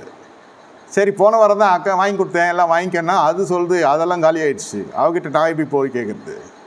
இது நடி ப்ரெஸ்டீஜ் இஷ்யூ. அக்கா கிட்ட வாங்குறது எல்லாம் பகிர்ந்து யூஸ் பண்ணல. மொத்தமே எனக்கே தேவைப்பட்டது எல்லாம் முடிச்சிட்டேன்ப்பா. இது வேறு, அந்த படிப்பு வேறு, இது படிப்பு வேறு, அது கிளாஸ் வேறு, இது கிளாஸ் வேறு. ஆமாம், வாய் வேறு வயிறு வேறு, எனக்கும் தெரியும். நாங்களாம் அப்படி இல்லை, ஒரு டசன் பென்சில் வாங்கி கொடுத்துருவாங்க, அது வரும் 2 வருஷத்துக்கு. இப்படியெல்லாம் வளர்ந்த ஃபேமிலி. பார்த்தா எது எப்போ வாங்கணுன்ற அளவுக்கு ஆயிடுச்சு. இப்போ தனியாக நோட்டு போட்டு இதை வேறு மெயின்டைன் பண்ணோம். உனக்கு நான் இதை வாங்கி கொடுத்தேனே, நீ ஏன் கரைச்சி நான் கேட்க முடியும்? போகிற போக்கு பார்த்தா ஸ்டேஷனரி ஷாப் யாருன்னா விசுவாசிங்க ஆரம்பித்து கொடுத்துடலான்ற மாதிரி ஆயிடுச்சு. அதாவது அந்த ஃபீஸ் கட்டி சேர்க்கறது ஒரு பக்கம் இருந்தாலும் அதை மெயின்டைன் பண்ண முடியல. சரி, இதையும் வாங்கி கொடுத்துட்டான். எப்படி நம்மால் கடன் கடன் கடன் கடன் கடன். அந்த 5ஆம் கிளாஸ் போகிறதுக்குள்ளே இவனுக்கு எடுத்துன்னு வந்து விட்டுருச்சு. அந்த குழந்தைய எடுத்துன்னு வந்து விடுறது, நம்ம தானே எடுத்துன்னு விட்டோம் அந்த ஸ்கூலில். அதுக்கப்புறம் போனால் சைக்கிளில், இந்த பைக்கில் போனால் அந்த குழந்தை உட்கார மாட்டேன்து. ஸ்கூலில் எடுத்துன்னு விட்றதுக்கு பைக்கில் உட்காந்தா உட்கார மாட்டேன்து. எந்த மாதிரி ஒரு சூழ்நிலை நான் படிக்கிறேன். கார் வாங்கியா? அப்போ தானே இவன் வாழ்ந்து அப்படியே இவனுக்கு அப்படியே பிரசவ வேதனை இருக்கான் ஆம்பளை. கார் கேட்குது பையன். ஸ்கூல் பஸ்ஸில் போனால் ஸ்கூல் பஸ்ஸில் போக மாட்டேறான். இவன் இருக்கிற லொக்கேஷன் ஸ்கூல் பஸ் வரமாட்டேன்து. இந்த நாங்கள் ஸ்கூல் பஸ்ஸு வர்றது பிரச்சனை இல்லை, அவன் பஞ்சர் ஆயிடுச்சுன்னா அதிகார தாலியாக இருக்கிறதுன்ட்டு அவன் என்ன சொல்கிறான், நல்ல ரோட்டில் எடுத்தினா தான் நான் வருவேன். இவன் ரோட்டுக்கும் இவன் ஸ்கூல் பஸ்ஸுக்கு எடுத்து வந்து விட்றதுக்கு பேசாமல் ஸ்கூலில் எடுத்து விட்டலான்னு சொல்லிட்டு இவன் எக்கனாமிக்கலோ பைக் எடுத்து போனால் பையன் உட்கார மாட்டான். இவன் அந்த காலத்து வண்டி வச்சுருக்கான். அது உதைக்க டைமுக்கு அது ஒத்துழைப்பு தராது. அதை இது உதைக்க கடைசியில் பையன் அழுதுனா ஸ்கூல் போக மாட்டேன்னு. இது மாதிரி நிறைய பிரச்சனை. ஸ்கூலுக்கு போனாலும் அந்த பசங்க சும்மா இருக்கிறதில்ல. லீவ் விட்டா நான் சிங்கப்பூர் போனேன்றது, நான் மலேசியா போனேன்றது, நான் இங்கே போனேன், இந்த லேண்டு போனேன், அந்த லேண்டு போகிறேன்னா நம்ம பையன் இவன் ரொம்ப டென்ஷன் ஆகிட்டான். திருப்பி ஒரு 5-7 வருஷம் கழித்து பார்க்குறேன். பார்த்தா மிகப்பெரிய வியாதியஸ்தனாக வந்து நிற்கிறான். முடியல, தாங்க முடியல. 7 வருஷம் கழிச்சு இதே வீட்டில் நான் அழுதேன். ஐயா, எதுக்கு அழுதானே தெரில, எனக்கு மறந்துட்டேன். நீங்கள் சொன்னீங்க ரேஷன் அரிசி வாங்கி போடு, பிள்ளைய கவர்மெண்ட் ஸ்கூலில் படிக்க வை. நான் ரொம்ப நீங்கள் மட்டமாக பேசுகிறீங்கன்னு நினச்சிட்டேன். ஆனால் இப்போ பார்த்தா தான் தெரியுது. ஒரு விஷயம் நம்ம போனால் மெயின்டைன் பண்ணோம். கார் வாங்குறோம், எல்லாருக்கும் இஎம்ஐ கட்டுறது வரைக்கும் தான் தெரியும். பெட்ரோல் போடுறது அதிகபட்சமாக தெரியும். அப்போ பொண்டாட்டியை சொறிவான், 2 பேர் வேலைக்கு போகலாம், நீ பெட்ரோல் போட்டு நான் இஎம்ஐ கட்டுறேன். சரி, அந்த மாவும் போட்டு. டேக்ஸ் யாரும் உங்கள் அப்பா நான் கட்டுவான். சர்வீஸு ஃப்ரீன்னு தான் சொல்லுவோம். அதுக்கப்புறமா நான் ஆயில் மாத்திரேன், டாயில் மாத்திரேன், சாயில் மாத்திரேன்னு எல்லாத்தையும் போட்டு அப்படியே எவ்வளோ முடி கொட்டியிருக்கு நம்மளுக்குலாம். இங்கிலீஷ் நல்லா பேசுங்க அந்த பசங்கள்லாம். கம்யூனிட் சார், வெல்கம் சார், உங்களுக்கு பர்த்டேனா கூப்பிட்டு விஷ் பண்ணுறான். யார் செய்கிறான்? மாமா மச்சான் கூட செய்கிறதில்ல. கூடுதல்னா வந்து நின்றுடுறான், அங்காளி பங்காளி மாதிரி. இல்லை, இதெல்லாம் வந்து அதெல்லாம் ஒரு விதமான அவங்க வணிகம் தான். இது இல்லைன்னு சொல்லலை. நமக்கு எதுக்கே, உனக்கு எதுக்கு இந்த வேலை, உனக்கு எதுக்கு இந்த வம்பு? ஜாக்கிரதை இல்லை. வாய் ஸ்கூலில் போயாவது சொல்லி, ஸ்கூலில் போய் சொன்னால் உண்மையை சொன்னால் இவனுக்கு அந்த பக்கமே சேர்க்க மாட்டான். கூர்க்கா கிட்ட சொல்லி உள்ளது விட மாட்டான். எவ்வளோ உங்களுக்கு மந்த்லி நீங்கள் 25 lakhs, உன் ஒய்ஃபுக்கு அதுக்கு ஒரு 20 lakhs, 45 lakhs, அப்புறம் வீடு எல்லாமே எதிர்மறையாக சொல்கிறது. எல்லாம் என்ன வாடகை வீடானா இல்லை சொந்த வீடுன்றது. இதாவது ஏற்றி சொல்லி அப்படியே அட்மிஷன் வாங்கிட்டான். வறுமை கோட்டி இருக்கிறவனுக்கு அது ஸ்கூல் கிடையாது. அவன் முதல்ல அவன் உஷாராக இருக்கான். ஃபீஸு கட்டுறதுக்குள்ளே இந்த பசங்க பெரிய பெரிய ஆட்கள்லாம் நான் பார்த்துருக்கேன். அதாவது 55 வயசுக்கு மேலே இருக்கவன் பொண்ணை கல்யாணம் பண்ணி கொடுக்கறதுக்கு இருக்கிற நெருக்கம் இருக்கும். கடமை அது. அது மாதிரி வயசு போகுது, ஊரெல்லாம் நம்மளை காரி துப்புது. என்ன பொண்ணு கல்யாணம் பண்ணலையான்னு. மெயினாக ஃபண்ட்ஸ் தேவை. ஏதோ நடுவில் ஏதோ மிஸ் ஆகிட்டு இருக்கான். அப்போ தான் கற்றுக்குள்ளே வந்தவங்களாகவும் இருப்பாங்க. சில பேர் நம்ம சொல்ல முடியாது. அவங்க எவ்வளோ ப்ரெஷர் இருப்பாங்க. இதை 35 வயதுக்குள்ளே வராத வாலிபன் 55 வயசுக்கு இருக்கிறவனுடைய ப்ரெஷர் இவனுக்கு வந்துடுச்சு. பிளட் ப்ரெஷர் சொல்ல, மாத ஃபீஸ் கட்டுறதுக்கே அவனுக்கு முடியல. ஃபீஸோடு அது போகிறது இல்லை. அப்புறம் பஸ்ஸு, அதுக்கப்புறம் அதுக்கேற்ற இது ஸ்நாக்ஸு. அப்போல்லாம் எங்கள் வீட்டில் வந்து வேர்க்கடலை உருண்டை கொடுப்பாங்க, பர்பி. இன்னி வரைக்கும் அந்த பர்பி ஓடினுக்குது வாழ்க்கையில். பர்பி சொல்கிறேன். ஸ்நாக்ஸ்னால் அது மிஞ்சி போனால் சாப்பிட்றதுக்கு அப்புறம் டெசர்ட். இப்போ வரைக்கும் பர்பி ஓடினுக்குது எங்கள் வீட்டில். பர்பி ஃபேவரட். அது 5 ஸ்டார் தான் வேணும். Standard increases. வேர்க்கடலை சாப்பிட்டா மட்டம் பாதாம் பருப்பு வேணுன்றான், முந்திரி பருப்பு வேணுன்றான். ஒரு லெவலில் வளர்றான்டா பையன். பையனா அடுத்த குழந்தை, ஒரு குழந்தை எதே மாதிரி இருக்குன்னா அடுத்த குழந்தை எப்படி போவோம் அந்த அம்மா இவனை நம்பி? வாழ்க்கையை ஃபுல்லாகவே கொலாப்ஸ் ஆகிடுச்சு. அதாவது வரக்கூடாத வியாதிகள், வரக்கூடாத ப்ரெஷர்லாம் வந்துடுச்சு. ஃபைனான்ஸ் ப்ராப்ளம் பெரிய ப்ராப்ளம் அது. இல்லை 10-12க்கு மேலே படித்து நீங்கள் ஒரு 10 லட்ச ரூபா செலவு பண்ணி ஒரு படிப்பை வச்சா கையெடுத்து கும்பிட்றேன் உங்களை. கற்றவங்களை ஆசீர்வாதி. 12ஆம் கிளாஸ் வரைக்கும் நீங்கள் ஜெயிச்சு வர கற்று கிருபை செய்திருக்கிற பிள்ளைகளை படித்திருக்கிறார்கள். நல்ல ஒரு தொழில்நுட்ப கல்வியை கொடுத்தா ஐயா 10 லட்ச ரூபா ஆச்சு. ஸ்தோத்திரம், கற்றவங்களை ஆசீர்வாதி. முடித்துட்டு வந்தோன்னே பையன் அட்லீஸ்ட் 50,000 ரூபா சம்பாதிப்பான் இந்தியாவிலேயாவது. அப்புறம் வெளில போனான்னா எதிர்காலம் வேறு. நியாயமாக இருக்காது அந்த காசு. இந்த 10 வருஷம் 12 வருஷம் படிப்புக்கு, அதுக்கு 3 வருஷம் நம்ம வளர்க்குறதுக்கும் 15 வருஷம் அந்த பிள்ளை வளர்ந்து வருகிற பொழுது 10 லட்ச ரூபா அது 17 வயசில் நீங்கள் கட்டுறீங்க. ஒரு தொழில்நுட்ப கல்வியோ இல்லை நல்ல கல்லூரி படிப்பே சொல்கிறேன். அப்போ நீங்கள் 12க்கு மேலே செலவு பண்ணிங்கன்னா அது அம்புட்டம் திரும்பி வரும், அந்த பிள்ளைக்கு வரும். அவன் திருப்பி கொடுக்குறானோ இல்லை லவ் பண்ணியா கூட போகிறானோ அது வேறு விஷயம். அவனோ அவளோ. வாய் எதுக்குன்னு கேட்குறேன். வாய் எதுக்கு? வாய் தான். வாயால் தான் இதெல்லாம் பிரச்சனை. அந்த வாய் என்ன செய்கிறது? நான் அப்படியெல்லாம் ஆண்டவரே, நான் சமபூமியில் நடந்து பழகிறவன். யார்கிட்ட பேசினாலும் இந்த பிரச்சனை வந்துடும். சிலருக்கு தேவன்கிட்ட பேசினாலும் இப்படி வந்துடும், மனுஷங்கிட்ட பேசினாலும் இப்படி வந்துடும். ஆக மொத்தம் இது கடைசி வரைக்கும் ரொம்ப பெரிய பிரச்சனையாயிடும். ஸ்கூல்லே அடி வாங்கிடுது. அந்த பையனுக்கு 5ஆம் கிளாஸ் வரைக்கும் படிக்க வைக்க முடியுது, 6ஆம் கிளாஸ்லாம் படிக்க வைக்கவே முடியல. ஒரு சூழ்நிலை வந்துடுது. இப்போ இந்த ஸ்டாண்டர்டுக்கு எடுத்து போய் இந்த பையனை மெட்ரிகுலேஷனில் போட முடியாது. சிபிஎஸ்சியான்னு கேட்டேன், இல்லை ஐசிஎஸ்ன்றான். இன்டர்நேஷ்னல் சிஸ்டம் அது. இப்போ எங்கே தான் பண்ண முடியும்? அப்போல்லாம் வந்து பார்த்தீங்கன்னா மிஷினரிமார்கள் ஸ்கூல் இனியும் இருக்குது. அதெல்லாம் ஏழை எளிய ஜனங்க படிக்க வைக்க முடியல, அப்பா அம்மா இறந்துட்டாங்கனாக்கா அவங்களே படிக்க வச்சுருவாங்க. இன்றைக்கி அதுங்கெல்லாம் ஆஃபீஸராகவே இருக்குது, நல்ல இடத்துல இருக்குது, ஒழுக்கமாக வளர்ந்துக்குது.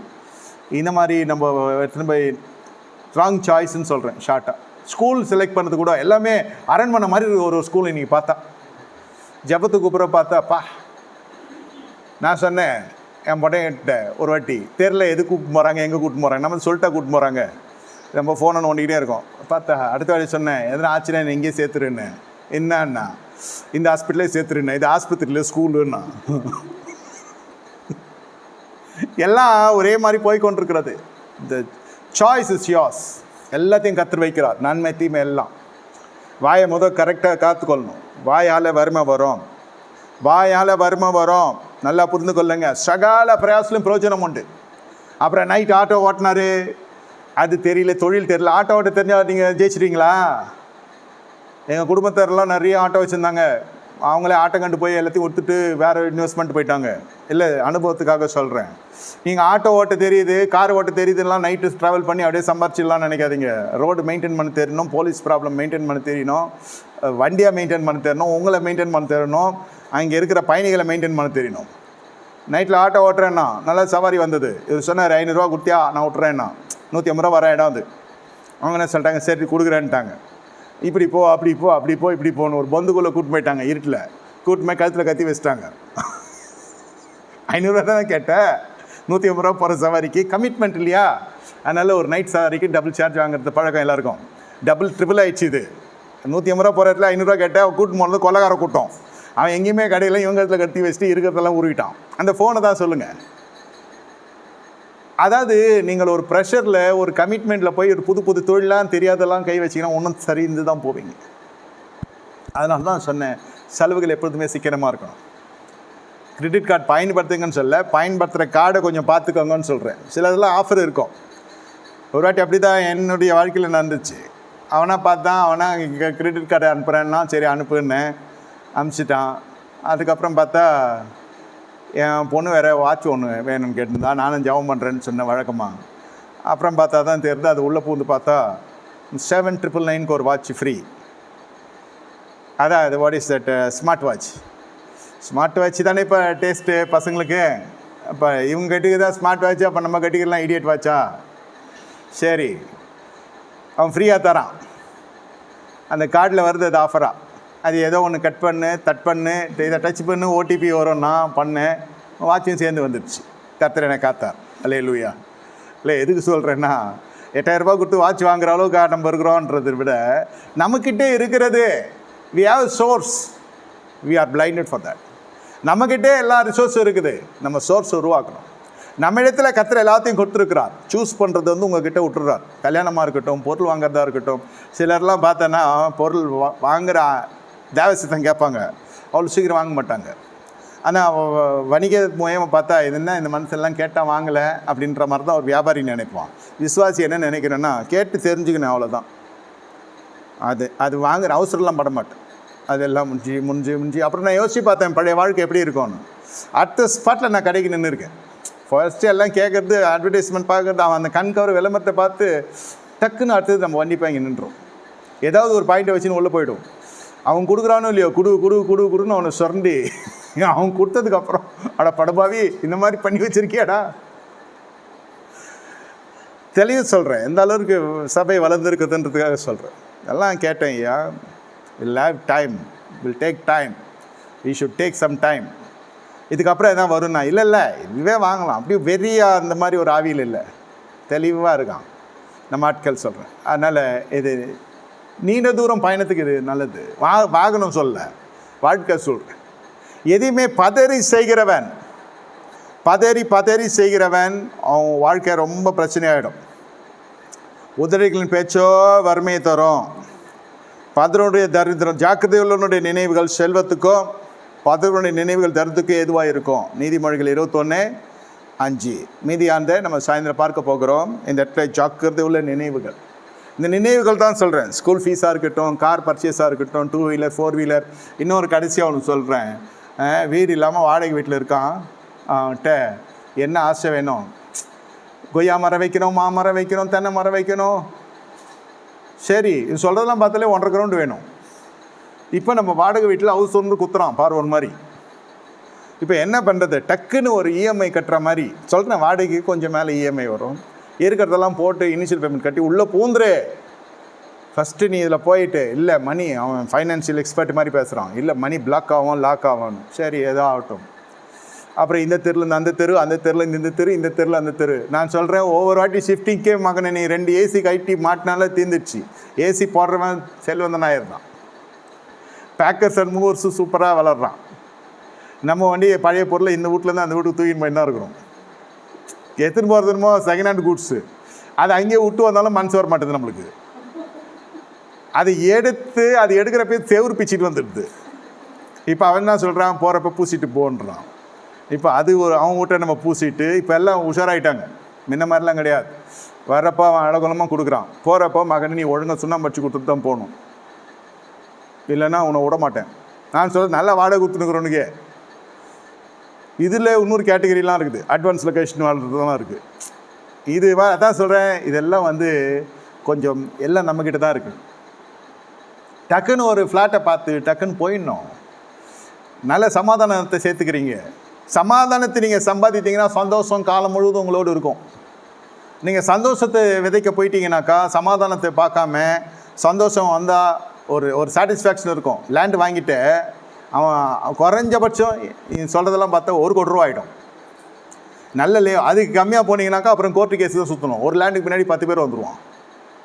அது வேசி மாதிரி இருக்கும் லேண்டு. 10 பேர் உரிமை பாராட்டுவான். அப்புறம் கோர்ட்டு கேஸ் சுற்றணும். நம்ம ஒரு கல்லேட்டு கூட வைக்க முடியாது, லேண்டு இருக்குது, அது கேஸில் இருக்குதுன்னும். அப்படி இல்லைன்னா வேறு எதனா லேண்டை காமிச்சு விட்ருவான் கம்மியான ரேட்டுக்கு. அப்புறம் கவர்மெண்ட் எடுக்கிறேன், பிரிட்ஜு கட்டுறேன், அது கட்டுறேன், இது கட்டுறேன்னும். நான் சொல்கிறது உருப்படியாக ஒரு லேண்டை வாங்கினீங்கனாலே 1 கோடி ரூபா ஆகும். இவன் சொல்கிற மாளிகையெல்லாம் கட்டுறதுக்கு குறைஞ்சபட்சம் 50 லட்சம். நம்ம இருக்கிறதுக்கு நீங்கள் 15,000 வாடகை கொடுத்துன்னு இருக்கிறேன். நீ 1,50,000 லட்ச ரூபாய்க்கு நீ எப்படி 1,50,000 லட்ச ரூபாய் இஎம்ஐ கட்டணும். 1,50,000 கோடிக்கே நீங்கள் போனீங்கனாலும் தாங்குமா? இது என்னைக்காவது இந்த கனவுலாம் நிறைவேறுமா? நான் அப்ராடு போகிறேன், நான் அப்ராடு போய் வாங்குறேன். அப்ராடுக்கு போகிறவனு இங்கே எதுக்கூட வீடு உனக்கு? நீ இங்கே உருண்டுன்னு போகிற ஏதோ ஒரு கட்டில். அப்ராடுக்கு யார் கூட போகிற? மனைவி மக்களோட போகிற. சரி, அங்கே போய் இருக்கிறதுக்கு இங்கே எதுக்கு வீடு வாங்குற? இப்போ இங்கே போய் இருப்ப, இங்கே வாடகை கொடுக்க முடியல. அந்த ஊரில் எவ்வளோ வாடகை அதிகம்? அதான் யோசிக்க மாட்டேன். வேலை இருக்குது, என் ஃப்ரெண்டு போனான், அவன் சம்பாதிக்கான், அவன் குடும்ப பின்னணி வேறு.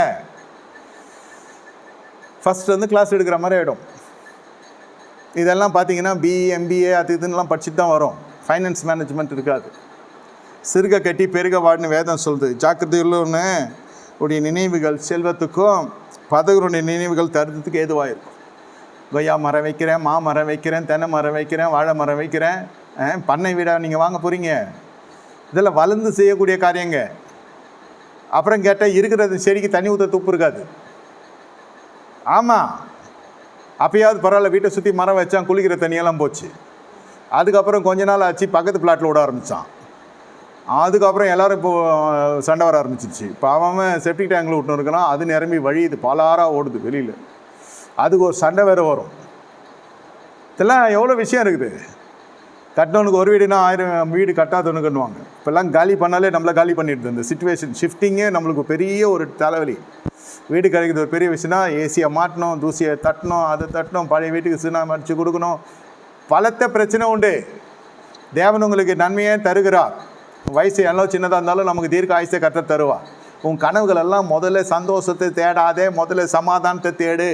ராஜ்யத்தின் சுவிசேஷம் குறைகள்லாம் நிறைவாகும். ஏன்னா அந்த மாதிரி சில ஜனங்களுக்கெல்லாம் நான் கவுன்சில் பண்ணேன். அதே மாதிரி அவங்கெல்லாம் பாவம் ரொம்ப கஷ்டத்தில் நெருக்கத்தில் ஐயா சொல்கிறாருன்றதுனால பிளைண்டாக போய் வாங்கினாங்க. இன்றைக்கி பார்த்தீங்கன்னாக்கா ஃப்ளாட் விலையும் ஏறிடுச்சு. இப்போ அந்த இடத்துல வாங்க முடியாது. திடீர்னு நம்மால் போய் காலை வச்சோன்னே நான் போய் ஜெபம் பண்ணதுனால அப்படி சொல்கிறேன்னு நினைக்காதீங்க.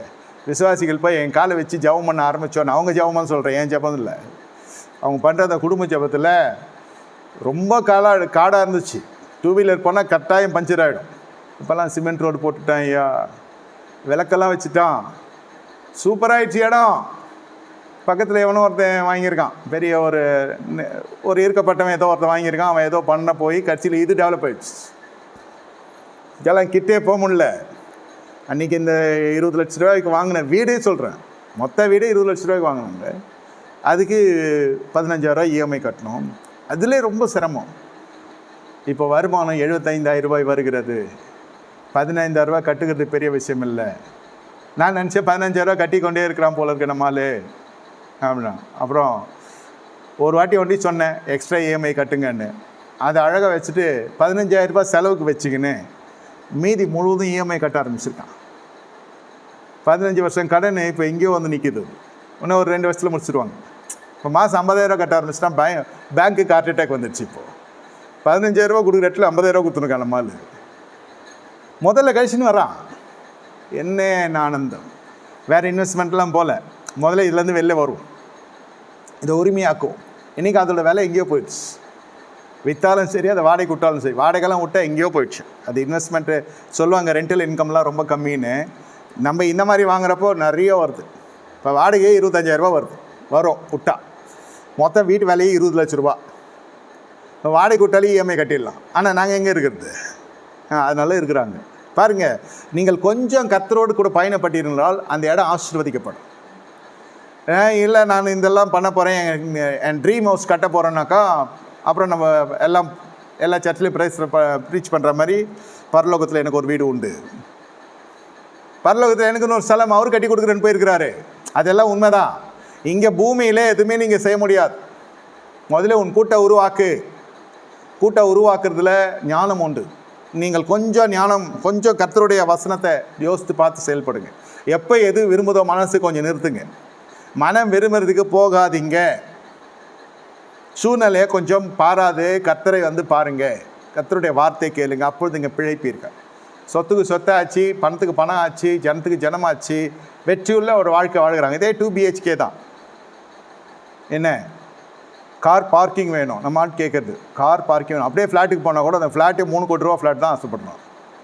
இங்கே திறந்தால் அப்படியே காற்று அடிக்கணும், அங்கே திறந்தால் 4 பக்கம் காற்று வேணும்னா அப்போ வீட்டுக்கு மேலே தான் போய் நிற்கணும். இவன் கேட்குறது அப்படி வெட்டிலேஷன் நல்லா இருக்கணும், இது நல்லா இருக்கணும், அப்போ 3 கோடி வெய்யி. இதெல்லாம் நடக்கிற கதையாது. கார் பார்க்கிங் கிடையாது. நான் சொன்ன அந்த 20 லட்சம் ரூபாயில் கார் பார்க்கிங் கிடையாது. கார் பார்க்கிங் இல்லையா சிஸ்டர்னு, நாங்கள் எங்கள் அண்ணன் கார் வச்சுருக்கோம். என்ன மாதிரி வார்த்தை பாருங்கள் இதெல்லாம். கர்த்தர் கார் தரப்போ பார்க்கிங்கும் ஒரு இடம் தருவார்.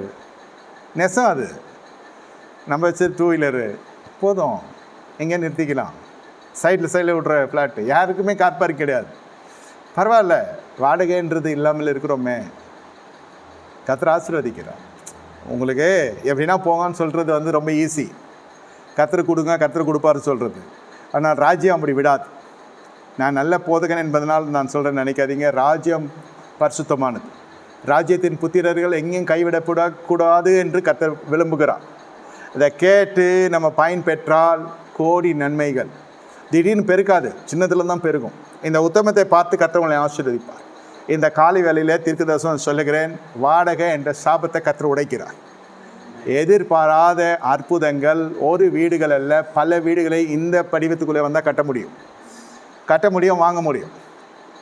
இது ஆலயம் இப்படி வந்ததுனால என் பில்டிங் பெருசாயிடுச்சு, எல்லாருடைய பார்வையும் திரும்பி பார்க்குற மாதிரி ஆயிடுச்சு. நமக்கு அவ்வளோ தேவைப்படாது. ஆனால் ஆலயம் என்று வந்தால் இது பத்தாது சொல்கிறேன். அதனால் இவர் வண்டி பெருசாக கட்டினார் நினைக்கூடாது. அதுக்காக நான் சொல்கிறேன், அது பெரிய வீடாக்குறது தேவனுடைய வீட்டினால என் கொம்புகள் உயர்த்தப்பட்டது. அவர் நாமத்தை உயர்த்த நான் உயர்த்தப்படுறேன். ஆனால் ஒரு சாதாரண ஒரு குடும்பம் இருக்கும் என்றா என்ன, நம்ம போதுமான இடம் நம்ம இருக்கட்டும்.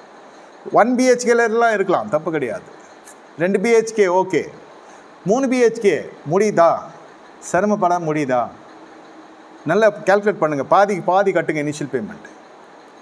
என்ன, நாளைக்கு ஏதாவது ஒன்றா கூட கை மாற்றி விட்டாலும் நம்மளுக்கு கொஞ்சம் காசு வரும். எனி ஹையர் பர்ச்சேஸ் பே 50%. அவன் சொல்லலாம் 10% கட்டி எடுத்துன்னு போகணுவான். அதெல்லாம் போதை. 50% கட்டுங்க. நம்ம சொத்துக்கு நம்ம கட்டுறோம், மீதி 50 போடுங்க இஎம்ஐக்கு. லெஸ் இஎம்ஐயே கட்டுங்க. அதிகமாக கட்டி முடிக்கலாம். 24 மாதம் 36 மாதம்லாம் ஹவுசிங் லோன்லாம் போடுறது நல்லது கிடையாது. அவ்வளோ பெருசாக கட்ட முடியாது. நல்ல லாங் டியூரேஷன் கொடுத்தானா போட்டுக்கோங்க. நிறைய இஎம்ஐ கட்டி சீக்கிரம் க்ளோஸ் பண்ணிக்கோங்க. இல்லை, எதுக்கு நான் இதெல்லாம் சொல்கிறேன்னா, வருகை சமீபத்தில் இருக்கிறது. இந்த வீடு வாசலாம் தேவைதானான்னு வசனம்லாம் சொல்லுதுன்னு சொல்லிட்டு நீங்கள் பரதேசிகளாக இருக்கிறோன்னு சொல்லிட்டு ஞானம் இல்லாமல் இருக்கிற காசு அப்படியே போயிடும். அதான் 4 உறவினர் வருவான், 4 பேர் சாப்பிடுவான். இந்த மாதிரிலாம் நிறைய நடந்திருக்கு. வரது சோர்த்துட்டு மட்டும் போகுது. அதை கூப்பிட்டு இது சுற்றுலாத்தெல்லாம் கூப்பிட்டு போய் காட்டுவாங்க. அது பாவம் விரல் சாப்பிட்ற குழந்தை அங்கே ஆகிற செலவு நம்மளால் தான் பார்ப்பான். இந்த மாதிரி காடுகள் போட்டு தேய்ச்சி வாழ்க்கை தேய்ஞ்சி போச்சு. ஒவ்வொரு ட்ரிப்புக்கும் 20,000 25,000. ட்ரிப்புன்னா என்ன, MGME VGP இந்த குயின்ஸ்லாண்டு இந்த மாதிரி சுற்றுறதுக்கு. தண்ணியில் வளர்றோம், இதில் வளர்றோம், அதில் வளர்றோம். அப்புறம் போய் ரெஸ்டாரண்ட்டில் சாப்பிட்றது. என் வீட்டில் சாப்பிட்லாம் இல்லையா நைட்டு? சரி, தண்ணியில் தான் விளையாடி தொலைக்கிறேன். நைட்டு வீட்டில் சோத்துலாம்.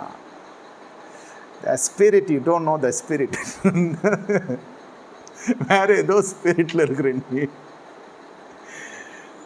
எல்லாம் மிதமிஞ்சின காரியம். கட்சியில் கரண்ட் பில் கட்ட முடியாது. இது உண்மையிலே இது ஒரு பெரிய ஒரு தண்டனை மாதிரி ஆகிடும். அதிகப்படியாக நம்ம போகிற பொழுது அது எல்லாமே நமக்கு விதிமுறைகளுக்கு மீறி போகிற பொழுது எல்லாம் நமக்கு எதிர்த்து செயல்பட ஆரம்பிக்கும். சரி, இம்புட்டு உறவினர் போயிட்டான், ஒரே நேரம் tata bye bye. Monday school college எல்லாம் போகணும் இல்லையா, நாங்கள்லாம் போயிட்டு வரோம். சண்டே நைட் போயிட்டான், சண்டே சர்வீஸ் வரதில்லை. எங்கே தான் போயிட்டுருக்குறாங்க இல்லையா, மாயாஜாலம் அது இதுன்னு என்னமோ போகுது. சினிமாவுக்கு போகுதுங்களோ இல்லையோ தெரில, சொல்கிறேன். அந்த மாதிரி எதனா போய் தொலைச்சா கூட ஒரு 1000 ரூபா ஓடிடி கட்டி வீட்டிலே படம் பார்த்துருக்கலாம். சொல்கிறேன், இது போய் இஷ்டப்படி செலவு. மண்டே அவன் போயிட்டான், டியூஸ்டே ஈபிக்காரன் வந்துட்டான், இன்னொரு கெஸ்ட் வந்துட்டான். நீ நியாயமாக வர வேண்டியவன். இவன் ஏன் சும்மா அடிக்கடி காசுன்னு கேட்குறான்? அவர் கேட்குறாரு. அவட பாவி, யாருக்கு கொடுக்கணும் யாருக்கு கொடுக்கணும் கூட தெரில. பேதமை. தங்கச்சி எங்கே போகிறான், அண்ணன் எங்கே போகிறான், அங்கே தானே இருக்கிறான். நான் சொன்னேன், அடுத்த வாட்டி வந்தானா நான் சொல்கிறேன் மெனு போடு. அதுக்கு அடுத்த வாட்டி வந்தானா பாரு. அடுத்த வாட்டி வரப்போ என்ன சொல்கிறீங்க சொல்லுங்கன்னா, வந்தானு சொல்லுன்னு. ஒன்றும் வேணாம், ரசம் வச்சு முட்டை தொக்கு பண்ணு போதும்னு. இப்படி ஒரு வெஜ்ஜு இல்லைன்றதுக்கு நான்வெஜ்ஜுக்கு நான்வெஜ்ஜாக ஆச்சு. ரசம் நல்லா ஜீரணமாக, ஏன்னா ஏற்கனவே நிறைய சாப்பிட்டு போயிட்டாங்க. ஜீரணம் ஆகட்டும்ன்ட்டு ரசம் முட்டை தொக்கு. அவன் இங்கே ஒரு வேலையாக வந்தான், அப்படியே பார்த்துட்டு போகிறேன்னு போயிட்டான். சாப்பிட்றது தான் வந்தான்னு இல்லை, இதே felt that they are dishonoured by food. கனவீன பத்துறாங்க என்ன உணவில். அடப்பாய், அவன் கரண்ட் பில் கட்டாமல் இருக்கிறான், அவனுக்கு கொடுத்து ஹெல்ப் பண்ண முடியுமா உன்னால்? உள்ளே வந்து பழைய லெவலுக்கு போயிட்டான். கடவுளுக்கு அரிக்கம் லேம்ப் மாதிரி மொழுக்கத்தி வச்சுட்டு இருக்கிறான் பர்த்டே. அந்த அப்படி தான் சாப்பிட்டோம் நம்ம. உள்ளோம் கேண்டில் லைட் சாப்பாடு, ஏசியெல்லாம் போட்டு கேண்டில் லைட்டில் இருட்டில் என் மூஞ்சி என் பொண்டாட்டிக்கு தெரியாமல், என் பொண்டாட்டிக்கு என் ஒருத்தர் மூஞ்சி தெரியாமல் சாப்பிட்டு கட்சியில் வீட்டில் வந்து கரண்ட் பில் கட்ட முடியாமல். என்ன இது? ஏசி வாங்குறப்பே தெரியாது கரண்ட் பில் அதிகமாக. ஒன்று எதிர்பாராத செலவு இதெல்லாம். 2 ஏசி ஓடுது வீட்டில். உங்களுக்குன்னு 1000 ரூபா வருமா கரண்ட் பில்லு? எவன் ஜபம் பண்ணாலும் வராது. ஜபம் பண்ணுறவன் நீ சேர்த்து அடிப்பான் ஈபிக்காரன். அப்படி வரும். எப்படி வரும்னா சோலார் போட்டுக்கணும் வரும். அது பெரிய டாபிக். அது மானியம் தரான்னு அட்வர்டைஸ்மெண்ட் கொடுக்குறான் 70%. அங்கே போய் கரெக்டாக கொடுக்கல. ஏன்னா அதுக்கு ஒரு ரெஜிஸ்டர் பண்ணணும், அவனுக்கு தான் கொடுப்பான். அவங்ககிட்ட வாங்கலாம், இவங்ககிட்ட கொடுக்க மாட்டான். சோலாரை நம்பி கோளாறானவனாக இருக்கிறான். இல்லை 2 ஏசி போகுது, 5000 ரூபா கரண்ட் பில் வருதுன்னா, ஆண்டவரே இது என்ன இது அதிர்ச்சியாக? இது நீங்கள் ஜவ் பண்ணுறப்போ சொன்னீங்க அதிர்ச்சி தரும் தகவல் வரும்னு, வந்துச்சு. கரண்ட் பில் வரத்துக்கு ஆடாது. இது மாதிரிலாம் பண்ணால் இருக்கிற வீட்டை குலுக்கிடும் நம்ம செய்க. இதெல்லாம் ராஜ்யத்துக்கு உதவாதது இல்லை. இது தேவை நான் தரிக்கப்பட்ட 50 பேரும் இதில் போய் சிக்கிக்கொள்கிறான். உறவு மறைவு. நான் வருடாந்தத்தில் வருகிற பொழுது யாருமே கிடையாது, அங்கே அதுதான் நிற்கிது வாழ்க்கையே. அங்கேருந்து தூக்கி எடுக்கிறார் ஆண்டவர். இந்த மாதிரி நான் நிறைய குடும்பங்கள் பார்த்துருக்கேன். நிறைய குடும்பங்கள் ஆலோசனைக்கு நிறைய குடும்பங்கள் நிராகரிச்சிருக்காங்க. கொஞ்சம் பேர் தான் கேட்டிருக்கான். நான் சொல்லி விரலுட்டு எண்ணிடலாம். தேசத்துக்கு ஒரு 5 பேர் இருக்கும். நான் போயிட்டு வந்த தேசத்துலன்னு சொல்கிறேன், இருக்கிற நம்ம ஊர்லேயும் சரி ஒரு 5 10 அவ்வளோதான் இருக்கும். கேட்டு ஒழுங்காக வீடு வாசலாக இருக்குது. எத்தனையோ ஜனங்கள் சொல்லியிருக்கேன். அத்தனை ஜனங்கள் என்னை கூப்பிட்டு என்ன சொன்னாங்க, ஐயா நீங்கள் சொன்னீங்க ஒரு லேண்டு வாங்க சொல்லி, கேட்கல, ரொம்ப உதாசீனப்படுத்திட்டோம் உங்கள் வார்த்தையை. இருந்துச்சு பணம் இருந்துச்சு. அப்போ ஒரு நல்ல ஹவுஸ் ஓனர் கிடச்சிருவாங்க ஃபஸ்ட் டைம் நம்மளுக்கு. அதாவது உண்மையிலே ஒரு நல்ல நகை சதியமாக இருப்பாங்க, நான் கமர்ஷியலாக இருப்பாங்க, வாடகை எப்போ கொடுத்தாலும் வாங்கிக்குவாங்க, அண்ணன் தம்பி மாதிரி பழகுவாங்க. அவங்க கண்ணை மூடிட்டான். அடுத்த ஜென்ரேஷன் வருது. யோசிப்பு அறியாத பார்வன் வந்தது போல். அவன் வந்து சொல்லிட்டான் டேக்ஸு பேக்ஸ் அவன் எல்லாம் படிச்சுட்டு வந்தவன் புள்ள. அதெல்லாம் கிடையாது, மெயின்டெனன்ஸ் அங்கிள் நீங்கள் கொடுக்கணும், இது வாடகை நீ காலி பண்ண அடுத்து ரெடியாக இருக்கான் அப்படின்னோன்னு இவர் அப்படியே ஆடி போச்சு. அப்புறம் வந்து வாடகை வீடுனா என்னன்னே அப்போ தான் தெரியுது. ஒரு கொடூரமான ஹவுஸ் ஓனர் வந்தால் தான் நிறைய பேர் வீடே வாங்குறான். ஒரு பார்வன் வந்தால் தான் செங்கடலே கலக்க முடியுது. இப்போ பார்வனுக்காக ஜெபம் பண்ணுறதா அற்புதத்துக்காக ஜெபம் பண்ணுறதுன்னு தெரியல. ஏன்னா அவ்வளோ லேசியாக இருக்குது. பிரசங்கமும் அந்த மாதிரி ஆகிடுதா. ஏசுநாதர் வராரு விட்டுட்டு போகலாம், இதெல்லாம் தூக்கி நான் போக முடியும். நம்ம இருக்கிறப்ப ஜெயத்தோடு வாழணும். வேதம் சொல்லுது, வீடு ஆஸ்தி பிதாக்கள் சேர்த்து வைக்கிற சுதந்திரம் பிள்ளைகள் அல்ல. இப்போ பிள்ளைகள் எழுச்சி செய்கிறாங்க. அப்போ பெற்றோருக்கு என்ன கனம் இருக்கும்? இப்போ தெரியுதா? அவனாவது பரவாயில்ல, இந்த ஓல்டன் ஏஜில் எத்துமே விட்றதெல்லாம் கொஞ்சம் பென்ஷனாவது இருக்கும், கையில் கொஞ்சம் இருக்கும். இப்போ என்ன எத்துமே விட்டா எவனும் சேர்த்து கூட மாட்டான். எவன் சேர்த்துங்க, வாய் பெருசு அனுப்பிச்சி விட்ரு இருந்தாலும். யார் எனக்கெல்லாம் ஓல்டன் ஏஜ் கூட கிடையாது. மற்றவனுக்காவது பென்ஷன் வாங்கினா ஓல்டன் ஏஜ் இருக்குது. சரி பரவாயில்ல, ஏதோ போடுறது தின்ட்டு ஒழுங்காக இருக்கும். நம்ம சும்மா வேறு இருக்கிறது இல்லை. ஏதோ இன்னும் கொஞ்சம் சூடு பண்ணால் கொச்சா நல்லா இருக்கும்னுமே. ஏதோ கொடுக்குற அந்த மாதிரி சாப்பிட்றதுக்கு பாஸ்ட் இது எப்படி இருக்குது, இல்லை சிஸ்டர் இது கொஞ்சம் கொதிச்சுருந்தா நல்லா இருக்கும்னுவேன். உடனே அந்த அங்கிள் கை தட்டுவார், கரெக்டாக சொல்லிட்டாருன்னு. அப்புறம் அந்த அம்மா கொதிக்க வச்சு நல்லாவும் அவன் சந்தோஷமாக இருக்குது. இது ஒரு வீடு, எத்தனை வீடு திட்டிருக்கோம் பார் கொடுக்குறது. நான் என்ன சொல்லேன், என்ன ஏன் கேட்குறேன், நீ கொடுக்குறத கொடு, பேர் நீயே வைக்கிறேன், நான் சாப்பிட்டு போகிறேன்னு. இது மாதிரி ஒரு நகைச்சுவாக போயின்னு இருக்கு வண்டி. இப்போ என்னை கூட்டு போய் ஓல்டேஜ் விட்டா என்ன ஆகும்? வேணாம் போ, இதை வீட்டுக்கு சொல்கிறோம் ஃபோன் பண்ணி, வந்து உங்கள் அப்பாவை கூட்டின்னு போறியா இல்லை நான் எடுத்து வந்து எங்கன்னா விட்ருவான்னு. ஃபஸ்ட்டு சேர்த்தா தானே அந்த பேச்சு. வாண்ணா, நான் தான் அடிக்கடி நினைப்பேன், ஆண்டவரே நீர்னு தொட்டு என்ன வச்சிருக்கிறீர் ஐயா, உலக பிரகாரமாக எஜமானு இருந்தால் என்னைக்கோ வீட்டுக்கு அனுப்பிச்சிருப்பான். வண்டி ஓடுது உம்மால், நீங்கள் மட்டும் இல்லைன்னா சொல்கிறாங்க இல்லையா, அதெல்லாம் நமக்கு தான் போடணும். இல்லை இந்த மாதிரியெல்லாம் நம்ம போனால் பசங்க ஓல்டேஜ் ஏஜில் கூட விட மாட்டோம். மாதம் யார் பணம் கட்டுறது உனக்கு? உங்கள் அப்பனுக்கு யாரையா கட்டுறது? ஃபேரக்ஸ் பேக் மாதிரி இருக்குது உங்கள் அப்பா, அதுக்கெல்லாம் போயெல்லாம் கட்டின இருக்க முடியாதுன்னு வர மருமக சொல்லும். ஏன்னா பணம் இல்லையா, பணத்துக்காக தான் எல்லாம். ஒன்றும் கிடையாது, உன் மனம் இல்லை, உன் நேரத்தெல்லாம் சோம்பலாக இருந்துட்டு அப்புறம் வரும் சந்ததியை வந்து நொந்துக்குன்னு மருமகம் சரியில்லை, அவன் திட்டுறான், இவன் திட்டுறான், ஈனமாக பேசுகிறான், மானம் போதுன்றதெல்லாம் வந்து டோட்டலி ஸ்லெப்ட் இந்த சர்ச்.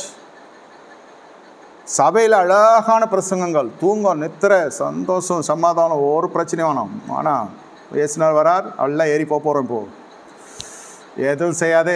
அப்புறம் பையன் வரான், வாடகை வீட்டில் இருக்க பிச்சைக்காரன் ஆயின்னு சொல்கிறாங்க, லவ் பண்ணி தொலைச்சிட்டேன், அவளை கல்யாணம் பண்ணி தொலைச்சிட்டேன்.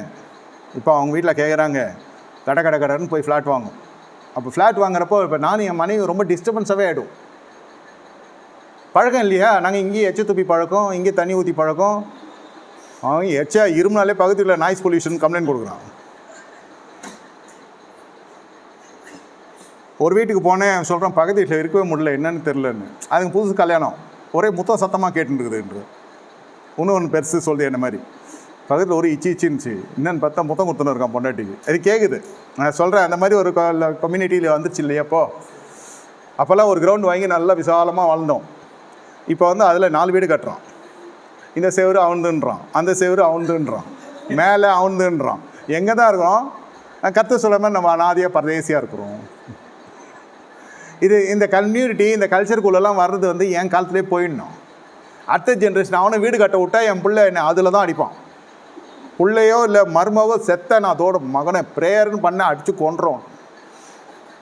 ஏசுன்னு நீ ப்ரேயர் ஒண்டி பண்ணுறாது, உன் ஜபமே வேணாம். வீட்டில் இருக்கிறதெல்லாம் அப்படி தான் சொல்லுவோம். ஊரில் நீ தீர்க்கதரிசி ஜவ்வரிசி அதெல்லாம் வேணாம், எனக்கு இந்த விளையாட்டே வேணாம். வீடு ஆஸ்தி பிதாக்கள் சேர்த்து வைக்கிறது, அது பிள்ளை சேர்க்க ஆரம்பிச்சோன்னா அதுக்கப்புறம் என் டவுன் ஆகிடுவேன் நான், அவ்வளோதான் அவுட்டு நான். அப்புறம் பழைய ஏற்பாடு பரிசுத்தவான்கள் சொல்கிற மாதிரி நான் சொல்லக்கூடாதுன்னு ப்ரீச் பண்ணேன். நானே எனக்காக ஜெபம் பண்ணுவாங்க, இது எப்போ தான் எழுப்பிற ஆண்டவர், இந்த பாரத்தை எங்களை விட்டு அகற்றும். சர்ச்சுக்கு போவான்னு சேர்த்துக்க மாட்டான் இந்த மாதிரி ப்ரீச் பண்ணுறதுனால. ஓல்டு ஏஜும் சேர்த்துக்க மாட்டான். ஹவுஸ் விசிட்டிங்கு, இது ஹவுஸ் இல்லாதவனுக்கு என்னத்தை விசிட்டிங், இது தரித்திரம் முடிச்சதுன்னு அவனும் கூட மாட்டான். போச்சு ஆள் தான் வாழ்க்கை. அதே வசனத்துக்கு விரோதமாக போகுது இல்லையா வாழ்க்கை. வீடு ஆஸ்தி பிதாக்கள் சேர்த்து வைக்கிறதுனாலே பிதாவாகிய எனக்கு அந்த சாக்கியத்தை கத்த தருகிறார். பிதா செய்யலாத வீட்டில், பிதா கட்டாத வீட்டில் பிள்ளைகள் கூட இருக்கிறப்போ, பிள்ளைகள் எழுப்பி வீடு கட்டுறாங்கன்னா பிதா ரொம்ப நொந்து கொள்ளப்படுவார். எழுதி வைத்து கொள்ளுங்க. இது சத்தியத்துக்கு விரோதமான காரியம் இல்லை. சத்தியத்துக்கு விரோதமாக என் ஜீவியம் போகிற பொழுது இப்படி தான் நடக்கும். சும்மா திட்டாளா மர்மம் வந்து என்கிட்ட பேசுவோம், அங்கே உட்காந்து மர்மம் எடுத்து விடுவா. உங்களுக்குன்னு ஒரு இருப்பிடத்தை உண்டு பண்ணாமல் என்னையா பண்ணியிருந்தேன் இவ்வளோ நாள்? பிள்ளைகளை வளர்த்தேன். யாரும் வளர்க்காதான் நீ வளர்த்தியா? யாரும் கொடுக்காத படிப்பு தான் நீ கொடுத்தியா? அப்போ என்ன பேசுவேன் நான்? நீ சொந்த வீட்டுக்காரனை பார்த்து கல்யாணம் பண்ண வேண்டியதானே. இன்னும் வாய் நக்கலாக பேசுனா என்ன நைட்டு சோறு கிடைக்காது எனக்கு. பார்த்தியா அவங்க அப்பனுக்கு? இதனால தான் அந்த அம்மா போய் சேர்ந்துட்டா. பொண்டாட்டி இல்லைன்னா, இப்போ பொண்டாட்டி இருந்து புருஷன் இல்லைன்னா, அதனால தான் அந்த உங்கள் அம்மா மாதிரி கிடையாது நான். உங்கள் அப்பா எவ்வளோ சீக்கிரம் க்ளோஸ் பண்ணிச்சு உங்கள் அம்மா, நான் அந்த மாதிரியா பண்ணணும். அம்மா இந்த மாதிரிலாம் பண்ணால் என்ன ஆகும்? ஏன் யாவும் ஜபம் பண்ணி பாருங்கள், எந்த ஜபத்துக்கு போங்க, எந்த கூட்டத்தில் போய் பாருங்கள், ஜப குறி பாருங்கள், இதாக இருக்கும். மருமகளுக்கு மாமியாருக்கும் டிஷன் போயின்னு இருக்கும். இந்த பிள்ளைங்க நெக்ஸ்ட் ஜென்ரேஷனுக்கும் பெரியவங்களுக்கும் ஒத்து வராது. கேட்டால் நான் நோவா மாதிரி பேசுவேன், ஆபரகம் மாதிரி பேசுவேன், கையில் 10 பைசா இருக்காது, எதுவுமே இருக்காது. வாய் ஒண்டி நல்லாயிருக்கும். உதவிகளின் பேச்சோ வறுமையை கொண்டு வந்து தரும். அவங்கெல்லாம் பண திமிரில் ஆடுகிறார்கள். யார்? என் பிள்ளைக்கு வாழ்க்கை கொடுக்க ஒத்தி வந்துருக்கிறா. நான் கொடுக்க முடியாத ஒரு வீட்டு வாசலோடு வந்திருக்கிறா. அதான் சொல்கிறேனே, அப்போயாவது போய் கோயில் கோலம் மடம் கொடலாம் இருந்தது. நான் வேறு மதத்தில் இருந்ததுனால சொல்கிறேன். இப்போ பெந்தகோஸ்து இப்போ 11 மணிக்கு மேலே மூடிடுவோம். 6:30 மணிக்கு திறந்துடுவோம். 6:30 மணிக்கு முன்னாடி கூட திறக்காது. கரெக்டாக 6:30 மணிக்கு தான் திறக்கும் சிஸ்டம். இங்கே 8 மணிக்கு சோறு தின்னோன்னு 8:30க்கெல்லாம் மூடிடுவோம். ஏழைகளுக்கெல்லாம் இடம் இல்லை இது. அருளில்லாருக்கும் பொருள் இல்லை, பொருளாருக்கு அருள் இல்லைன்ற மாதிரி ஆயிடுச்சு. இப்போ சொல்கிறேன். மீதியெல்லாம் நம்ம சாயந்தரம் பார்ப்போம். கண்ணில் மூடி கர்த்தரை நோக்கி பார்ப்போம். ஆண்டவரை ஸ்தோத்தரிக்கிறோம். இந்த நாளில் எங்கள் மத்தியில் அசைவாடின கிருபைக்கு ஸ்தோத்திரம், எழுந்தருளினதற்கு ஸ்தோத்திரம். நன்றியினால் எங்கள் இருதை நிறையட்டும். கர்த்தாவே நினைத்தரலாம். கர்த்தர் நினைத்தருளுவீர்.